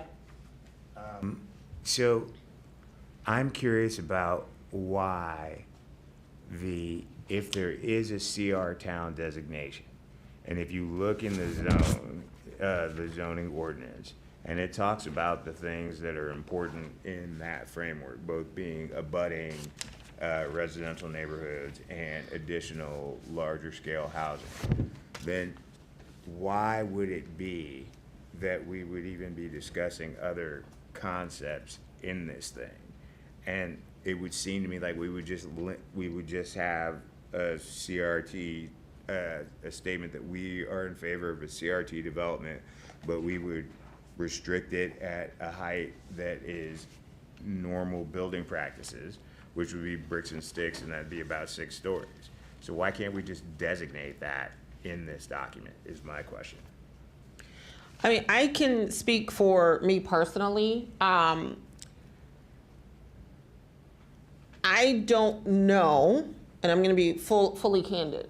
I don't know if 6 stories, given the hospital site and all of the other aspects of that parcel, that 6 stories is right. What I would like to do is to see and hear how the planning board, like what recommendations have they received or comments they've received from other stakeholders who can speak to this. What is the planning board deliberated on, and then leverage that information to come up with a real informed suggestion around what the actual height should be. I would rather be able to say, hey, do a work session, because we're not 100% sure that the height setback and the step down is right based on this CRT zone. Do a work session and help us with coming up with a recommendation, keeping in mind that the housing surrounding the parcel is right. Because we know what Washington Advances has said, that they've communicated that they're interested in housing, they're interested in 2 buildings. So that's my point of working towards a work session first, because I think that we need to know more before we say, this is our recommendation of what we want? I would suppose, like, if we're having a bit of a colloquy here, which is exciting because it's actually work, my argument would be that it would be more advantageous for us to put a hard line on where we think things should be, and then require a variance from that standard if there is going to be an additional development.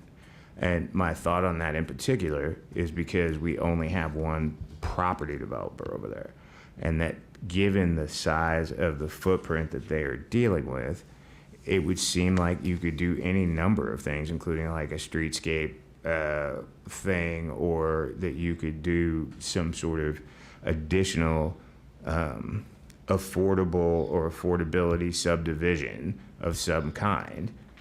And that if they thought that they wanted to go vertical, that they would have to justify it. And so that, and I have yet to hear anything that would remove me from that affirmative statement that, like, we should be at Bricks and Sticks over there on Flower in particular, because the density there is already fairly high for the people who currently live there. And with the additional pressures that are associated with the Purple Line, it seems to me to be unreasonable for the residents of wards 5 and 6 to bear the burden of this additional housing density when it is a romantic vision of people in other wards to continue such a thing. And so, like, why can't we draw a line in the sand that says, yo, let's put some stuff somewhere else? Because the people who are over here are already strained, and candidly, as much as it is awesome to have a institution of higher learning in our city, the town gown related issues with that particular institution and its effectiveness in being a partner to the residents of Tacoma Park are questionable. And so why wouldn't we constrain the actors involved if their material benefits aren't necessarily to the town? So I want to ask our staff the question of, because I think we're hearing this a lot, of putting a recommendation out there, and then I guess you can do it a couple ways. You can ask gently to say, hey, explore this, have people talk about it, or you could put something, your best guess, your hunch of what it should, what you think maybe it is, and see what comes back. And I think and Councilmember Small, correct me if I'm wrong, I think there's two aspects to this question. One, procedurally, in terms of the work sessions and the deliberation process, what makes the most sense? I'm a researcher. I'm thinking of this as a research question. I want you to do the homework, show me a paper, and then I tell you whether or not I agree with you or not. But the other piece is what was brought up was around that variant piece of, the challenges of zoning lower and then getting the necessary additional heights because you maybe are doing things like additional affordable housing and the like. Or additionally, I would add to that, because of the fact that these all have these optional development methods in them, that the constraints associated with the optional development and community benefit portions of this would therefore trigger at that point. And then you would be able to have those discussions. Like if they brought something to the table that had additional community benefits or some other thing in it, then it would be entirely reasonable for us or the planning board or anyone else to assume that that would be a good thing. And as opposed to, I just don't think, I'm concerned, I've been concerned from the very beginning of this about the fact that they have been overwhelmingly consistent about saying that they want flexibility. But the reality is, developers have all the flexibility that they want because they can build whatever they want somewhere, and market's clear. It's not like people aren't going to go into these homes. And so why wouldn't we pick some sort of design or some sort of overall standard that would be amenable to the current community that's here and that articulates some concern about, like, if we're talking about institutional racism and all these other kinds of things, we are only putting things in the same place where we already put stuff.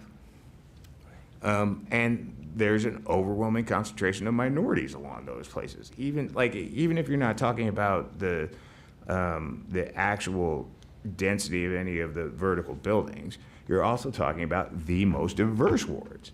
And so what are you asking of these neighborhoods to do, in particular, when you have one property owner who is holding all of the cards on that particular area, and you've got issues with regard to parking and increased density and potential verticality or potential horizontal natures of things on another place, when both of them could be addressed at the same time efficiently because it's zoning. And so I don't understand why we aren't, I don't know what does the staff have an opinion on what they think the best thing would be in the area? If they don't think it's CRT with bricks and sticks, what do they think? How likely is it that the actors that are involved here are going to be amenable to the position that the staff is Others making? play into this? Sure. So, Ira, do you have any thoughts on what was just shared? Yeah, I think my quickest answer is that from our reading of the public hearing draft, one of the most important recommendations for what's called the Flower Avenue District in the plan is not even about the zoning, it's about the recommendation that whatever happens on that property come forward as a full site sketch plan, right? Which means that all of the things we're talking about, right, being able to weigh in on all of those things, having the full development review process would have to happen on that parcel, independent of the zoning on it, because they would have to come through on a sketch plan process. If you're asking about the specific zoning itself and the specific appropriateness, I think we don't do zoning, right? What we do is we set the vision for an area, and what really the core question for all of us should be is, what is our vision for that area? And then the question, from my perspective, to the county planning board and county planning staff is, based on that vision, whatever the vision is that we all agree about for that area, what's the appropriate land use for that area, right? And I think, again, just to summarize, that sketch plan piece is the important component of the recommendations for us. Can we get other people to ask in anything? All right. Okay, you're done? Lights off? All right, Councilmember Gibson. Yeah, Councilmember Small, you raise a really hard question, and I think I'm torn between, let's get as much information from so-called experts, and I would say, what are the alternatives to what they've provided, or do we actually have more? We can be more forceful if we say, this is what we want, show me that it's wrong. And I think that goes back to what Ira's talking about, having a vision. We've got zones, or we have FARs, we have heights, we have CRs, CRT, CRN, and they, in my mind, it's not been justified. So I'm torn on this, but I do think you've got, it's a really valid point. What strategically, where do we have the most leverage? By asking of a working session, which I wasn't allowed to explore that. I don't know whether I have much confidence in those working sessions, what they will provide to me or not. But let's say that we give them as much. Will they do the research if we ask for alternatives to what you've proposed and justify what? So I think you brought up a good question. I'm not sure I have a yes, no, or anything, but I think that it's not just that zone. I mean, all of the three main areas, each of them have a zone, a single question, and just like a yes, no on this one, yes, and I think there ought to be alternatives. At least there ought to be alternatives and justifications of what they have said. Yeah, and Randy, in response to what you said, and then I'll back out of this, Mayor, is my argument or assertion or whatever here is that if there is economic pressure to build housing in a variety of areas, then the market will dictate that housing will get built in places. The zoning is supposed to be there to determine from a planning perspective what should be reasonable and unreasonable. And to my eye, it should be a flow chart for what is potentially possible for a developer to do. And if a developer doesn't want to do that, then they have to go and ask the people to do something different. And I don't understand why, or I don't understand what the mechanism is within the Park and Planning Commission that would require so much information in advance on every individual thing, therefore creating this negative inertia, when you can do it in the zoning and tell people what it is that they're potentially dealing with. And so I'm concerned that our actions here are platitudinous with regard to these issues, because there are structural issues about housing and development and the pressures associated with those things on the same people over and over again, in addition to the fact that there's an opportunity to do something here that could materially benefit all of the people here, including the people who move here. And I don't understand why it is so muddled, and we can't just say, this is what we want. And given where we are, if you were going to put a big building up there, we would want it in this corner over by the Sligo area, where it's next to the park mostly. Or why can't we just do that? Like, why is there not a recommendation from the town that this is what we want? So I just don't get it. So one thing that I do just want to reiterate to folks is that this is private property.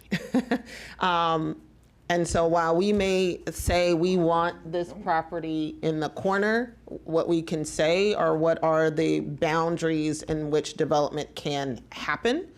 And so that's why we're going down this path with the zoning. I do want to just, because I don't want us to find ourselves in a place of pontificating till the 1 a.m. So I want us to move towards a specific ask. Councilmember Honzak. So I crafted some language around this one. Should I read it out? Yes, that would be great. Okay. How can the development requirements, including setbacks, building heights, and step downs, lot coverage and density, so using the same language as what's there, of the newly proposed zoning for the district further reduce impacts and better harmonize with existing heights on adjacent single-family housing where the current maximum existing heights do not exceed 30 and 40 feet, but proposed additions are more than 30 feet in some areas? It may not be the most perfect language, but what I'm suggesting here is that there's quite a major discrepancy between what is existing now and what they're proposing on at least around the edges. And that is what's making a lot of folks living around the edges very, very uncomfortable in particular. So that's what I'm hearing. We could play with that language a little bit. It doesn't have to be up here tonight on the dais. I would be interested in hearing from Councilmember Siemens and Councilmember Small here who are talking about this. Does that get a little bit at what you're talking about? Or is it a little bit different? I think at a base level that the secondary concern that I raised about where the building is going to be if it's above 6 stories is in there. But my larger concern is that if you presuppose that the building heights should be in alignment or harmony with the area, then you're basically saying that you don't want anything over 6 stories or 8 stories or however you want to lay it out. And so why don't we just say that? Like, I just would like to, like, I would say, in addition, we don't want, or we recommend CRT at a maximum of 80 feet or whatever the number is. Something that conforms with something that would be reasonable for a developer to do so that they can evaluate whether or not they want to do costs based on the zoning. Like, I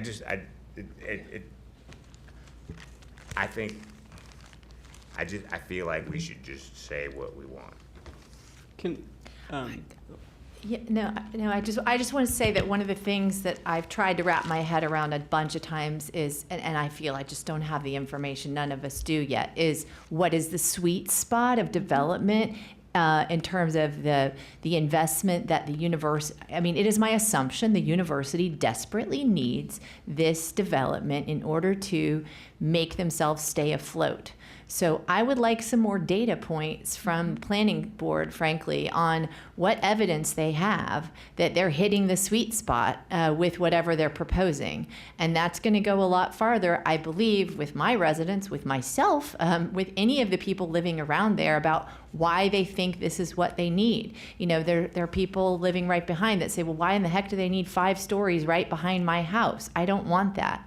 And a lot of other people are saying, why do they need so much footage right next to the creek? Right. Well, there is already, I've walked around the backside, you know, it's about 8 stories, right, or 9 stories even, right up the backside right now as we speak. It's not anything different than what's there, except there'd be 2 of them.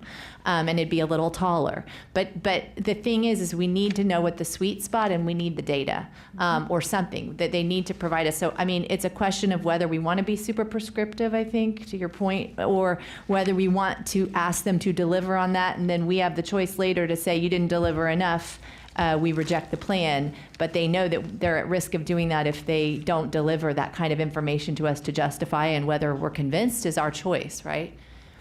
Okay, so I want to, Ira, did you have a point to that?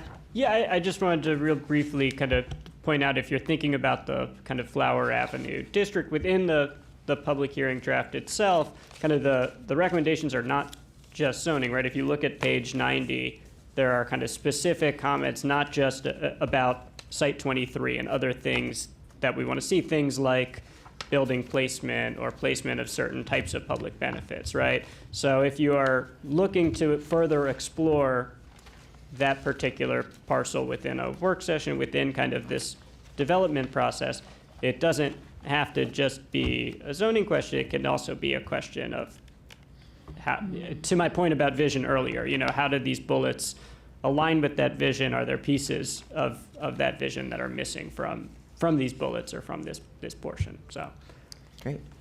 Okay, I am losing track of lights. So, Councilmember Honzak, did you have another point? Yeah, quick point. So on that note, I guess I want to invite my fellow council members, because a lot of the hard work, I think, of drafting these will be off the dais.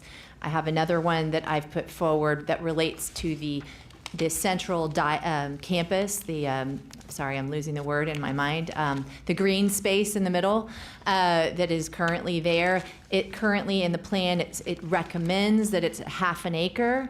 I'd like to recommend, for example, that we make that very prescriptively that the planning board make that into a larger area, because I've gotten a number of calls from faculty in particular and the community saying that they really feel that is a central feature to the quality of life around and in the campus. So it includes the outside group. And so, again, I've crafted some language around that. I'm not going to read it out right now. But those are the kinds of things I'd welcome my fellow council members to feed into if this is of interest. Yep, and I think it relates to the third, so are you requesting a work session or a specific increase on the green space?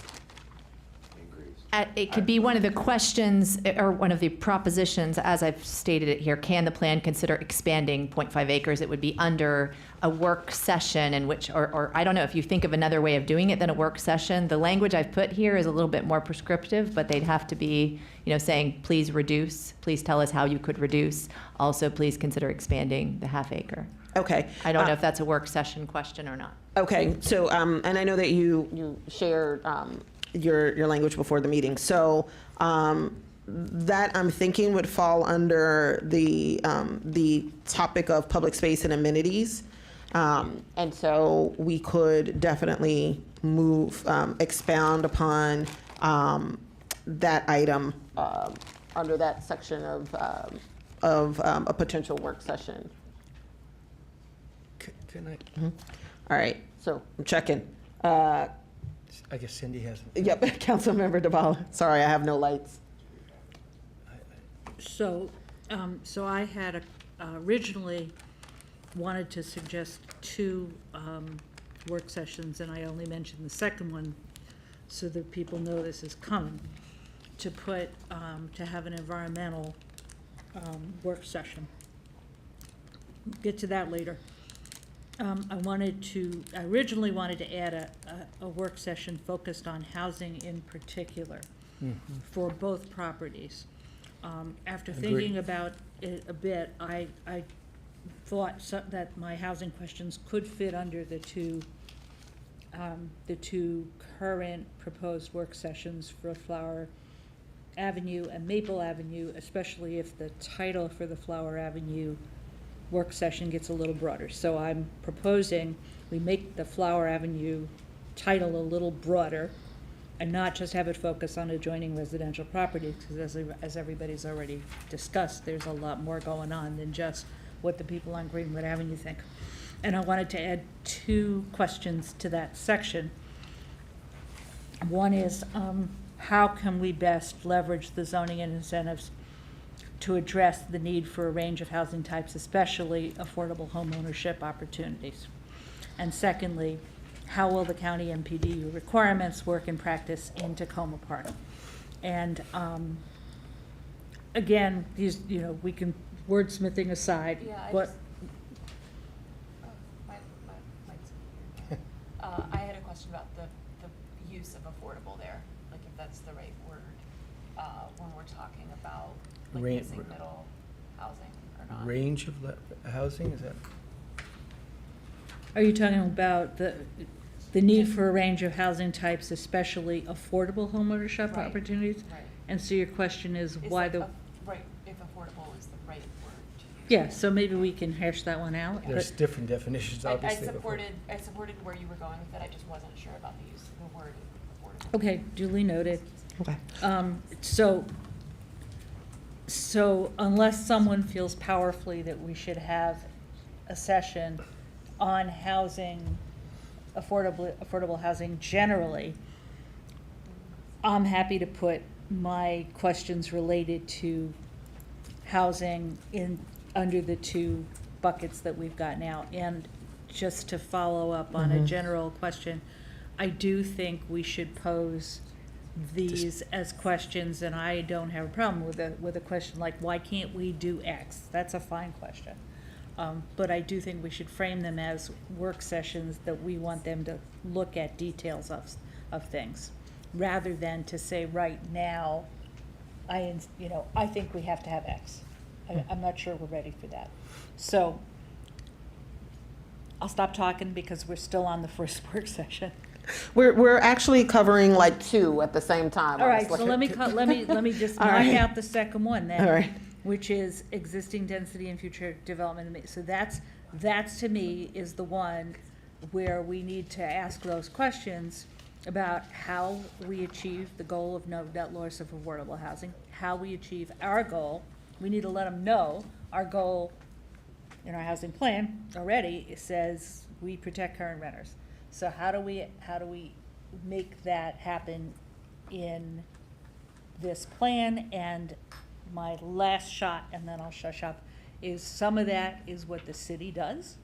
Some of that is perhaps looking at the displacement ordinance in a new light, talking about whether we want a higher MPD requirement and all of that stuff. So I am separately requesting a city work session in the near future, acting deputy manager, on housing, on housing, on tenant, on tenant protections within the context of this plan. Okay. Is there anybody who 'Cause doesn't we just have a agree lot- with that? no, totally I agree. didn't think so, but somebody had to make it formal. So there's something going on with your. We're talking your- about displacement. I mean, I think it could be we have too many mics on right now. All right, I'll turn my mic off. Okay. And let's see if that, yep. Yes. That worked. All right. So council member, just to try to, because again, you all bear with me, I don't have a screen to see Yeah. who's doing what. So council member DeBala, thank you for bringing that up. I'd mentioned earlier that there are options for us to have our own work sessions to cover a number of topics that perhaps may not be the best place for the planning board to dive deep. I know that our own affordable housing policies and what we have in place, and I know that we were already tentatively planning to talk about rent stabilization, and I know, so definitely we can make sure that we have a work session on that. But And I would support Cindy's assertion, though, that the county should be doing an affordable housing work session on the area, because the Yeah. pressures are there, like, in theory. I mean, I don't know if you've been to Bethesda lately, but like it looks like a war zone because there's so much development over there. So theoretically, like somebody's got a plan as to where these things are. And if specifically what we desire is missing middle housing, then why can't we have like they should talk about that, Joel. Right. No. That's all I was saying. I agree with Cindy. So point for Ira and Roz, is there some magic number of work sessions that they typically have? Is it 3? Is it 30? I've been trying to keep requests to a manageable number. It's a great question. Quite candidly, I do not know. I think it is a question that during this week we have here, we will follow up with our colleagues to see if we can get you an answer. I think the answer at the moment is you should, and regardless of what the answer from them is, you should make sure that you have all the questions you have here in this resolution so that they, are covered in an adequate way in the process. We're up to 5. All right. So I just want to make sure, because your light is off now. Yeah, I'm done. You're I'm done. just agreeing with her. Okay, and we will have how affordability included in both of the elements. And I know Councilmember Gibson. Yeah, I would recommend having a housing work session, but I think it needs to be separate. I just want to, for the record, I would like to have a brief, just read out about with my amendments that I did post ahead of time or did send it ahead of time. Speaking about housing in particular, I have recommended, be it in terms of the resolution given the justification, be it resolved to address the aforementioned issues, housing issues in general. Request the Montgomery County Planning Board reject or pause the proposed zoning policies on Maple Avenue and the streets surrounding the hospital site until a granular level, property by property, urban planning study is undertaken by the city and county, or until a master plan update process for all Tacoma Park is carried out. We're behind schedule in terms of having a master plan that looks at the whole city. But there isn't, And so can we I don't confirm, want to- Ira, whether there is a master plan for the whole city? It does not, that's not how this works. Well, the one that was There done is a in master plan, 2000. But they have not updated it. They have not updated it. For 20 years, and they don't plan to update it soon. But it doesn't include. Yes. All right. The master plan for Tacoma Park was done in the year 2000. 2000. The county has done 2 sector plans for Tacoma Langley Crossroads and Long Branch. Right. Those were 2012 and 2013, I believe. And for the most part, there aren't other changes in the city. We are largely a residential community. We don't have a lot of undeveloped areas. There isn't a compelling need in response to changes. The Tacoma Langley Crossroads and Long Branch were done in anticipation of the Purple Line and what kind of development we wanted to shape along the Purple Line. The reason for the minor master plan is because of the opportunity presented by the departure of the hospital. Otherwise, we wouldn't be doing a minor master plan now either. There isn't change, and there isn't an opportunity for change outside of these specific things. Yeah. So that I can say that the county has no intention of doing a new master plan for Tacoma Park. They have no, although, I mean, I did read within, on the city's or county's website that master plans are done every 15 to 20 years normally. Is that incorrect? I think that is typically, but we are fully built out. All right, and also as far as what might be an incentive or what might cause us to want to do a master plan is that we're putting all of our eggs in one basket, this minor master plan. There are other opportunities. If we want to do affordable middle income, we should look across the whole city. Even if we don't have undeveloped lands, we do have, as someone said, we have residential homes that could be made duplexes. I mean, that's controversial, but let me just throw it out there. I think that we should not have, as some of the residents said, put all of the burden for our missing middle in this one minor master plan. We should look at the whole city. I think it's wrong to ask them to carry the burden of the whole city.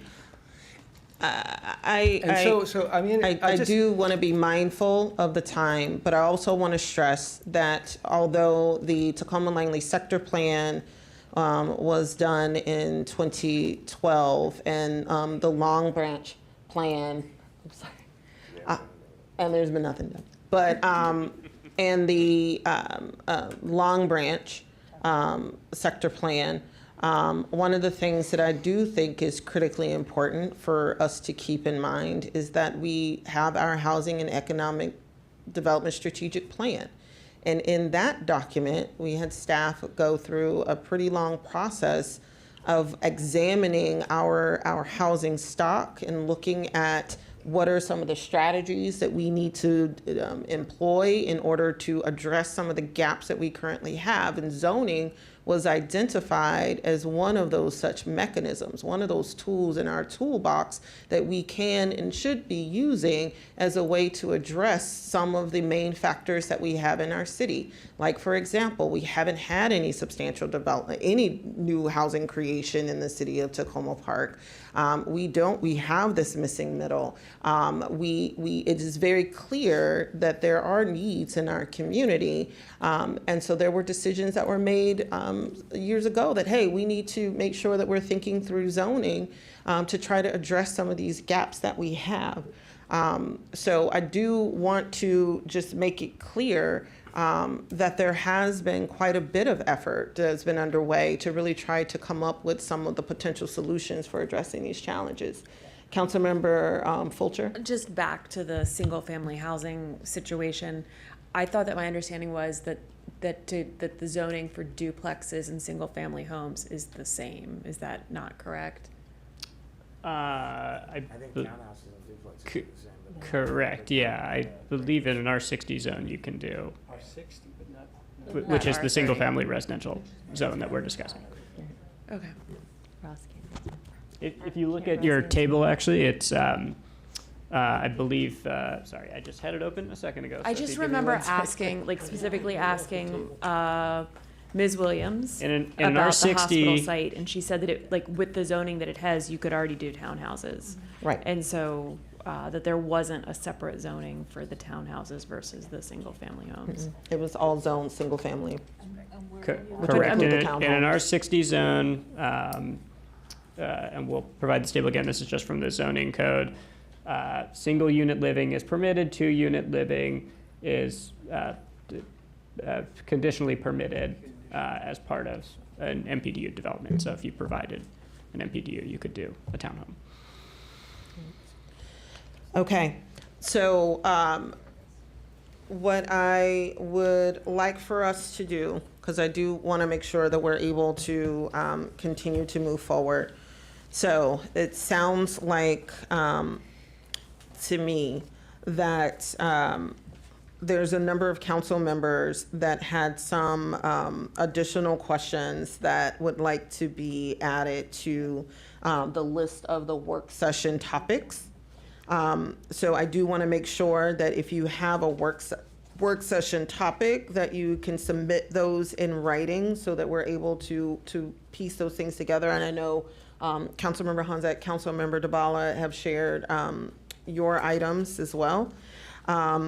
And Councilmember Gibson, I know that you've noted your concern. Are there any other actual specific work session requests or comments that you would like to add? And if so, if you could please provide those in writing so that we could try to. I will, if I will just say, yes, I'll be happy to do that. The two ones that I have already provided in writing had to do with environment and public space thing. Some of that might be captured in one of your, but I'll have to look at, there's much more than that.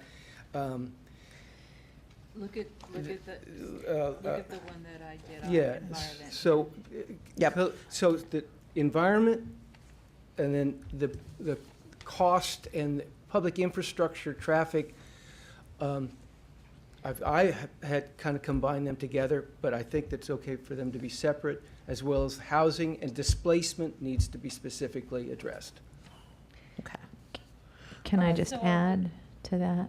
It's just for the record, so that it's been stated out loud. I also had asked for one in relation to affordable housing, since we're still on that topic, about race and equity and a more robust examination of, I have some questions here about that. So anyway, where I dug down into what I'd like to see them do in relation to our history on race and equity issues and geolocation of residents across the city, and an examination of how that relates to the affordable housing proposition, if you will, that is embedded within this zoning plan.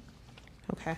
So Councilmember Honzak, there's in the third resolve clause, are the aspects that you're talking about in terms of race equity, the additional information and background information on climate assessment and climate equity impacts and how they were developed?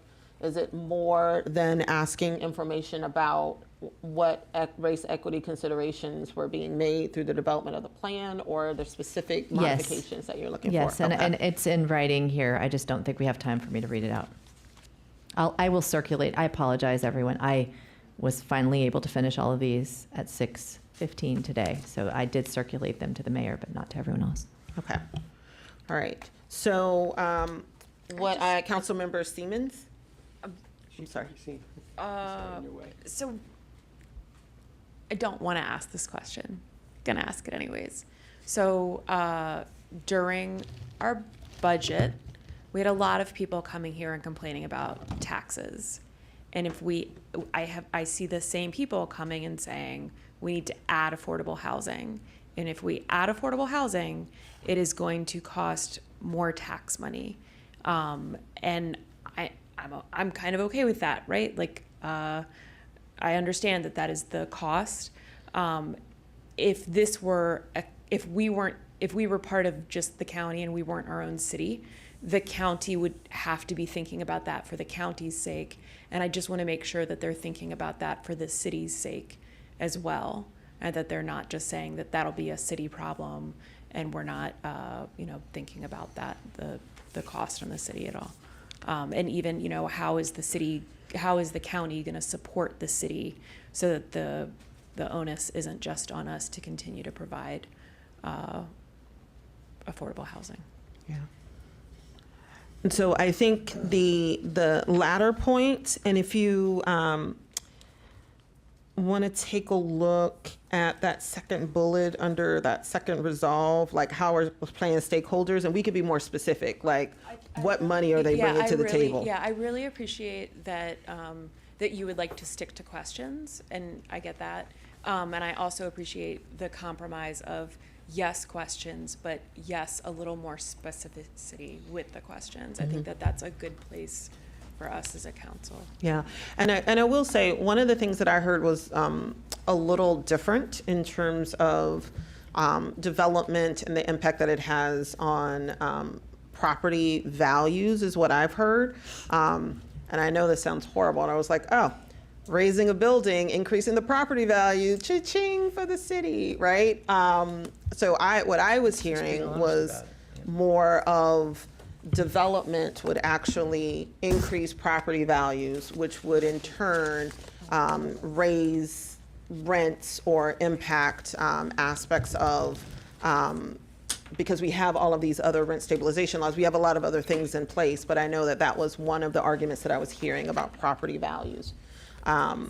Not so much the other way, but more development would increase property values because the value of the land would increase, and therefore that would potentially increase our tax coffers, honestly.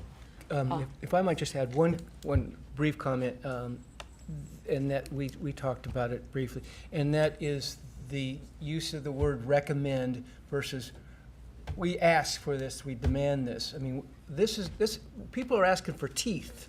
And I think I am, and I think most of us are finished with, please consider this. I mean, so I would want to look at our language in terms of being more demanding, being more assertive as we protect the values of this city. Okay. So I just ask that I will look at the resolution there, and I would ask others to look at it with that view in mind. Great. Councilmember Siemens? Thank you, Mayor. I appreciate it. I apologize to people for keeping you up this late, but this is the time slot I happen to get, so thank you. Affordable housing is one of the key issues that, of course, I'm looking at here in Ward 4. And, through the years since I got on the council, I've seen a lot of the affordable housing go away, a lot, especially a lot of the rent-stabilized housing diminish. We had buildings convert to condominium. We've had many of the buildings have been taken out of rent stabilization because they've been purchased by nonprofit organizations who are in the affordable housing business, and so they have deed restrictions on those properties.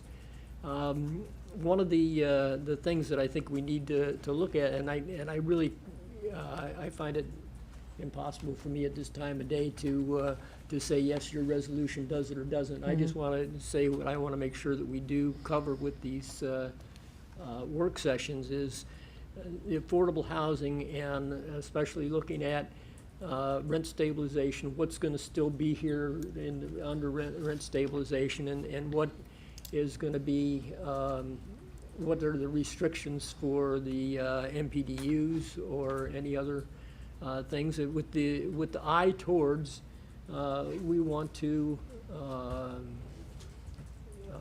focus on maintaining, I would say maintaining at least the same level of affordable housing that's available now. And we can talk about that, because as we look at providing and wanting more housing available, and also much of that being for middle income, maybe some of when you count the number of units that are under rent stabilization now, maybe some of those really should be a little higher rent for the middle income people. But anyways, I think that's one thing that I definitely wanted us to talk about in a work session. Okay. Along with the tenant displacement.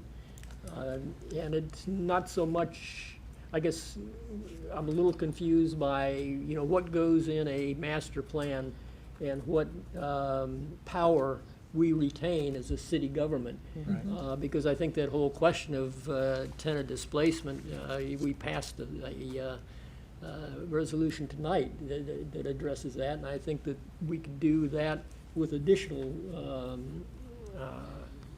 ordinances as we go forward. So I don't know that that's in the master plan, but again, I'd like to make sure as we go forward. And then just looking at the broader thing, not just the affordable housing right here in Ward 4, but the other parts in the mini master plan. You know, people have come to our council meetings and talked about impact analysis. You know, what's this population increase going to be on schools and on the streets and on stormwater and again, my question is, when is the right time to look at that? Is that something that's done at the time of development? But if the property owner has the right to build a certain type of construction, how do public amenity impacts weigh into that? How's that controlled? Again, I don't, and it's a little hard because we're a city and we're pretty autonomous. You know, do we need to have restrictions for school? I mean, that doesn't make any sense because it's a county school, right? So, you know, how's that all work together to make sure that developers are having to contribute to the improvements in amenities? And then just a couple other smaller things, not so small to people that live in Ward 5, but you know, step downs from the single-family homes, the bordering homes, you know, and the buffers between any new development and the existing residences. And I strongly support increase in the what I would call park space, right, open space at the hospital site. You know, we heard with the open space plan not a couple of weeks ago that you know, there's a shortage of open spaces, especially in Ward 5. Again, I think this is a great opportunity for us to improve that situation. And I'll leave it at that for now because it's already tomorrow. Thank you. All right. So I want to, keeping in mind that it is midnight, and we still have another item on the agenda. Could I? What? We do. sorry. I'm sorry, we do. Councilmember DeBala. So we're not voting on anybody's amendments tonight? No. We're gonna put them all together somehow? Yep. That's what I And was vote- asking. How are And they- vote and discuss them next week? Correct. Okay, So- so when do you need things by? And I'm just gonna mention again that I have already circulated to all of you a proposal for an environmental work session that y'all can read at your leisure. Yes. So it is really, really critical because the hearing is on Thursday of next week.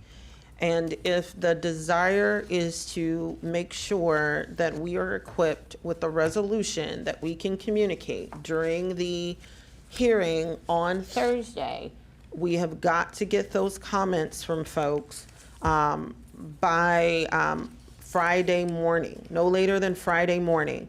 Please send your items to Andrew, Ira, and if you could copy me, that would be great, so that we can try to make sure that we're bringing everything together to try to streamline the comments that are coming in, so that we're able to kind of piece together a draft. Be prepared. Staff may follow up with you over the course of Friday to ask questions and to get clarity regarding your comments or your edits.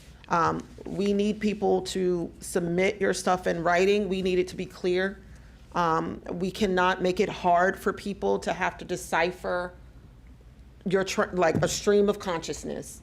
I really am asking folks to be specific if it is something you specifically want in terms of a change to the plan. Have that in a separate section. If it's a work session, communicate what the work session is and what the questions that you want to have captured in that work session or addressed in that work session. Note it clearly. And then that way we can work to try to bring those things together so that folks will have over the course of the weekend a more streamlined resolution. And then that way, if you will have any amendments that folks are looking for in terms of that version, we need those by COB Monday. We cannot operate with amendments that are coming in or full rewrites that are happening at 7 o'clock. That cannot happen. So everyone's edits that need to come in, we need them no later than Friday at 9 a.m. Staff will be following up with you all on Friday. We'll be working also to try to consolidate everything to ultimately put together a new council draft. That hopefully will be shared this weekend because we need to make sure that we're getting it posted for Wednesday. Okay? If you see that version and there are amendments you want to make, we are asking for those amendments written COB Monday. by Monday. That's what you said. Okay, and then that way, folks will know what and please circulate your amendments so that members of council will be aware and we're not surprising folks at the dais. Circulate our amendments. We don't want to circulate our edits. We want to circulate our amendments. Correct. Is that correct? And amongst the edits, I would presume in addition to changes to the whereas that there might be I mean, they're at both the whereas section as well as therefore. Yep, Okay. whereas and resolve clauses. Resolve, yes. Yep. Okay, and this gives us a chance to try to go through those comments. There may be places where people are presenting conflicting things. We have to try to get the writing in a way that is consistent across folks. And just to be mindful of the fact that, again, our ultimate goal and the most power we have is our ability to communicate clearly what it is that we want to see as a city on Thursday. Yeah. Yes, Ira. Sorry, I'm gonna turn mine off. Does that help? Yeah, there we go.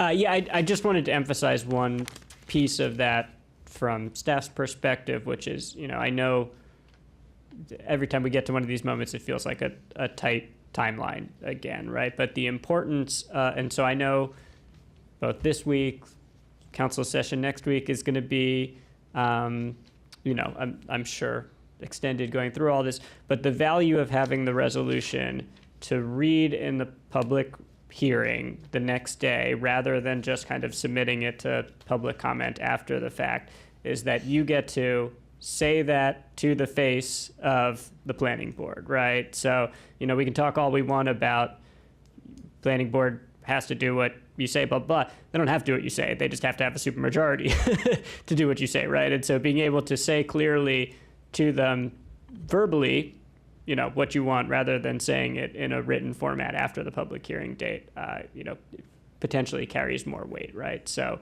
I understand it's a tight timeline, but that's kind of, I think, the importance of kind of getting that resolution approved before the 14th. Councilmember Gibson. I meant to turn off, but I'm just reminded that it's something that you wrote, Ira, that asked us that we could ask for an extension in terms of the public comment phase. I'm trying to remember what you, don't let me, go ahead. Okay, Please. no worries. I can't find it now, I put it away. No worries. All right, Councilmember Honzak. I know it's late, but I want to be transparent about one of the things that's going to transpire as we're negotiating. There have been a number of people in my ward and beyond that have called for the severing of Maple Avenue District from the area. It's in Councilmember Gibson's resolution, or his proposed amendment, excuse me. And I just, I'm going to say out loud right now that I have drafted some language to capture some of the specific concerns about Maple Avenue districts, such as the granularity that building by building analysis, that I hope we might be able to meet minds on in order to not necessarily need to move forward on that concept. So thanks for allowing me to say that out loud. Yeah, no worries. Also, I do think that it is really helpful in terms of getting, you all the information that you need, and us being able to really move towards, speaking to language. If you have questions regarding aspects of like our current housing stock, I know that Maple Avenue has come up a lot. And I think that I've kind of started to just commit, what is this page, 85, that kind of does the quadrant walkthrough of Maple Avenue, what was existing in terms of the zoning and what was proposed. But there's also a number of parcels that are noted in that zone, in the zone areas that had an antiquated had an antiquated zoning categorization, and I guess Ira, I can turn that over to you. Yeah, thank you for reminding me. I just wanted to point out in your binder, one of the kind of last additions there is a copy from it's not actually in the public hearing draft, but it is in the presentation you received and that the public received and that we all received in May, of the highlighted currently non-conforming properties in the entire plan area. So that is something you can see and refer to if you wanted to as part of this discussion. And for the public, that is again available on the website as part of the May presentation packet. Right. And so what Ira is showing is that page in the minor master plan that shows the map numbers of the Maple Avenue properties. The map is on page 82. And you will see how the existing zoning versus what's being proposed. And in a number of cases, there's specific zones, categories that are currently existing that, and that's what we mean by non-conforming, that actually don't exist anymore. And so the idea is that the planning staff had to adjust that zoning category to make it conform. And then there are also a number of places, segments where the zoning actually did not change. A number of our buildings along Maple Avenue are actually quite tall. And so the zoning for them are not that different. But Ira has done, and Roz and the HCD staff have done a lot of work to put together these binders of information to really try to help us all with keeping track of all of the different resources that have been made available. And I do want to encourage folks to schedule time to chat with them if you have questions about any of the materials that are being made available, or any of the blogs or resource materials that's been made available on the web. Mayor, I just found the note, if I might. And I presume this is still the case. You wrote, if the council would like to extend the comment period, it should be included in the resolution prior to the public hearing date. So in one of our 7 points had to do with getting as much information out there and in community engagement. This is one way of doing that. I just throw it out as something that we could do that's not specifically a whereas or a therefore, but it's to be instructive, you did actually already do a version of that in your first resolution. So the language you used in your first resolution, you could certainly use again. I'll say, if we thought that more comments that would be helpful, that we could ask for it. You could request it. We could request it, but I would highly advise against that. We gave our community an extra, how many months? Like 3 to 4 months. Even after the public hearing, there's an additional 2 weeks of comments. At this point, I think the value is actually the planning board's deliberation on the comments that have been received thus far. I think that's where the value is, not necessarily prolonging the comment period. Prolonging, well. So again, residents will have an extra 2 weeks after, currently 2 weeks after the hearing next week to provide additional comments that they have. And I'm so sorry. I just want to kind of get, because I think it's an important point, which is some of the frustration that I've heard from certain residents is a feeling that maybe during this period there have been some unanswered questions, that they've been asking questions they haven't answered. Part of the reason for that is kind of during this public comment period, again, from county planning department staff, the only questions they can really answer right now are fact-based questions, right? Questions about, well, why did you decide to do X, Y, and Z? Or why does the plan have A, B, and C? Or, you know, where is this thing that should be included in the plan? They can't answer those questions until the public comment period closes. They compile all those questions and then they report out on that, right? So, you know, I think you certainly could request the public comment period be extended. I think it maybe, the downside is it kind of leaves that period where we can't get into those questions to be longer. So, you know, pros and cons to everything, but just want to point that out. Thank you. So I do want to go ahead and move on to our last agenda item. What? Wait a minute. We will We'll do a little. Okay, wait a minute, I'm sorry. Councilmember Fulcher is, you're up. Youth Council. All right. So I'm going to, the next agenda item is recommendations from our council subgroup on committees in terms of our youth council appointments. So with that, I think I'm turning things over to Councilmember Fulcher. So I had a really great discussion with my fellow subcommittee of committees, of councils, of whatever we call that, and it was also really great. I'm a big fan of Ms. Rhodes, and I loved hearing she knows so much about the youth that she works with, and it's always really great to meet with her and hear her love for the youth in our community. So we came up with the 11 appointments to make to our council, and they are as follows. Maeve Monahan from Ward 3, Nuhaman Michael from Ward 2, Nathaniel DeRoche of Ward 3, Leah Kirshner of Ward 5, Anand Ginsberg Shukla of Ward 3, Camilla Sorensen of Ward 3, Samuel Vena of Ward 1, Safia Sorensen of Ward 3, Khalib Bond of Ward 6, Leol Wandwison of Ward 4, and Ava Badak of Ward 2. No doubt all of these fine youth are asleep already because that's the kind of youth they are. So, but yes, and so that is our recommendation. Awesome.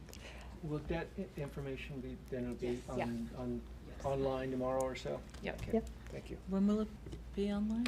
Well, I will share it with council first thing in the morning, so you all have the information. And then we'll put it, It'll be online when we post the resolutions. Thank you. Yeah. And just to add, about 6 of them are returning from last year, which is wonderful.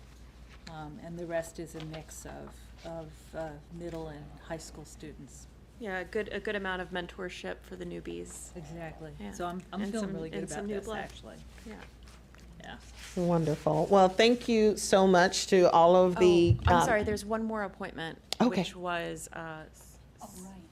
Sophia Yarrow, who is a youth member who's serving on the Sustainable Maryland Committee, and the recommendation of the subgroup was to, although appointments are not being made now to other committees because she's a youth appointment, to go ahead and have that appointment. She would be continuing a renewal on the Sustainable Maryland Committee. Oh, great.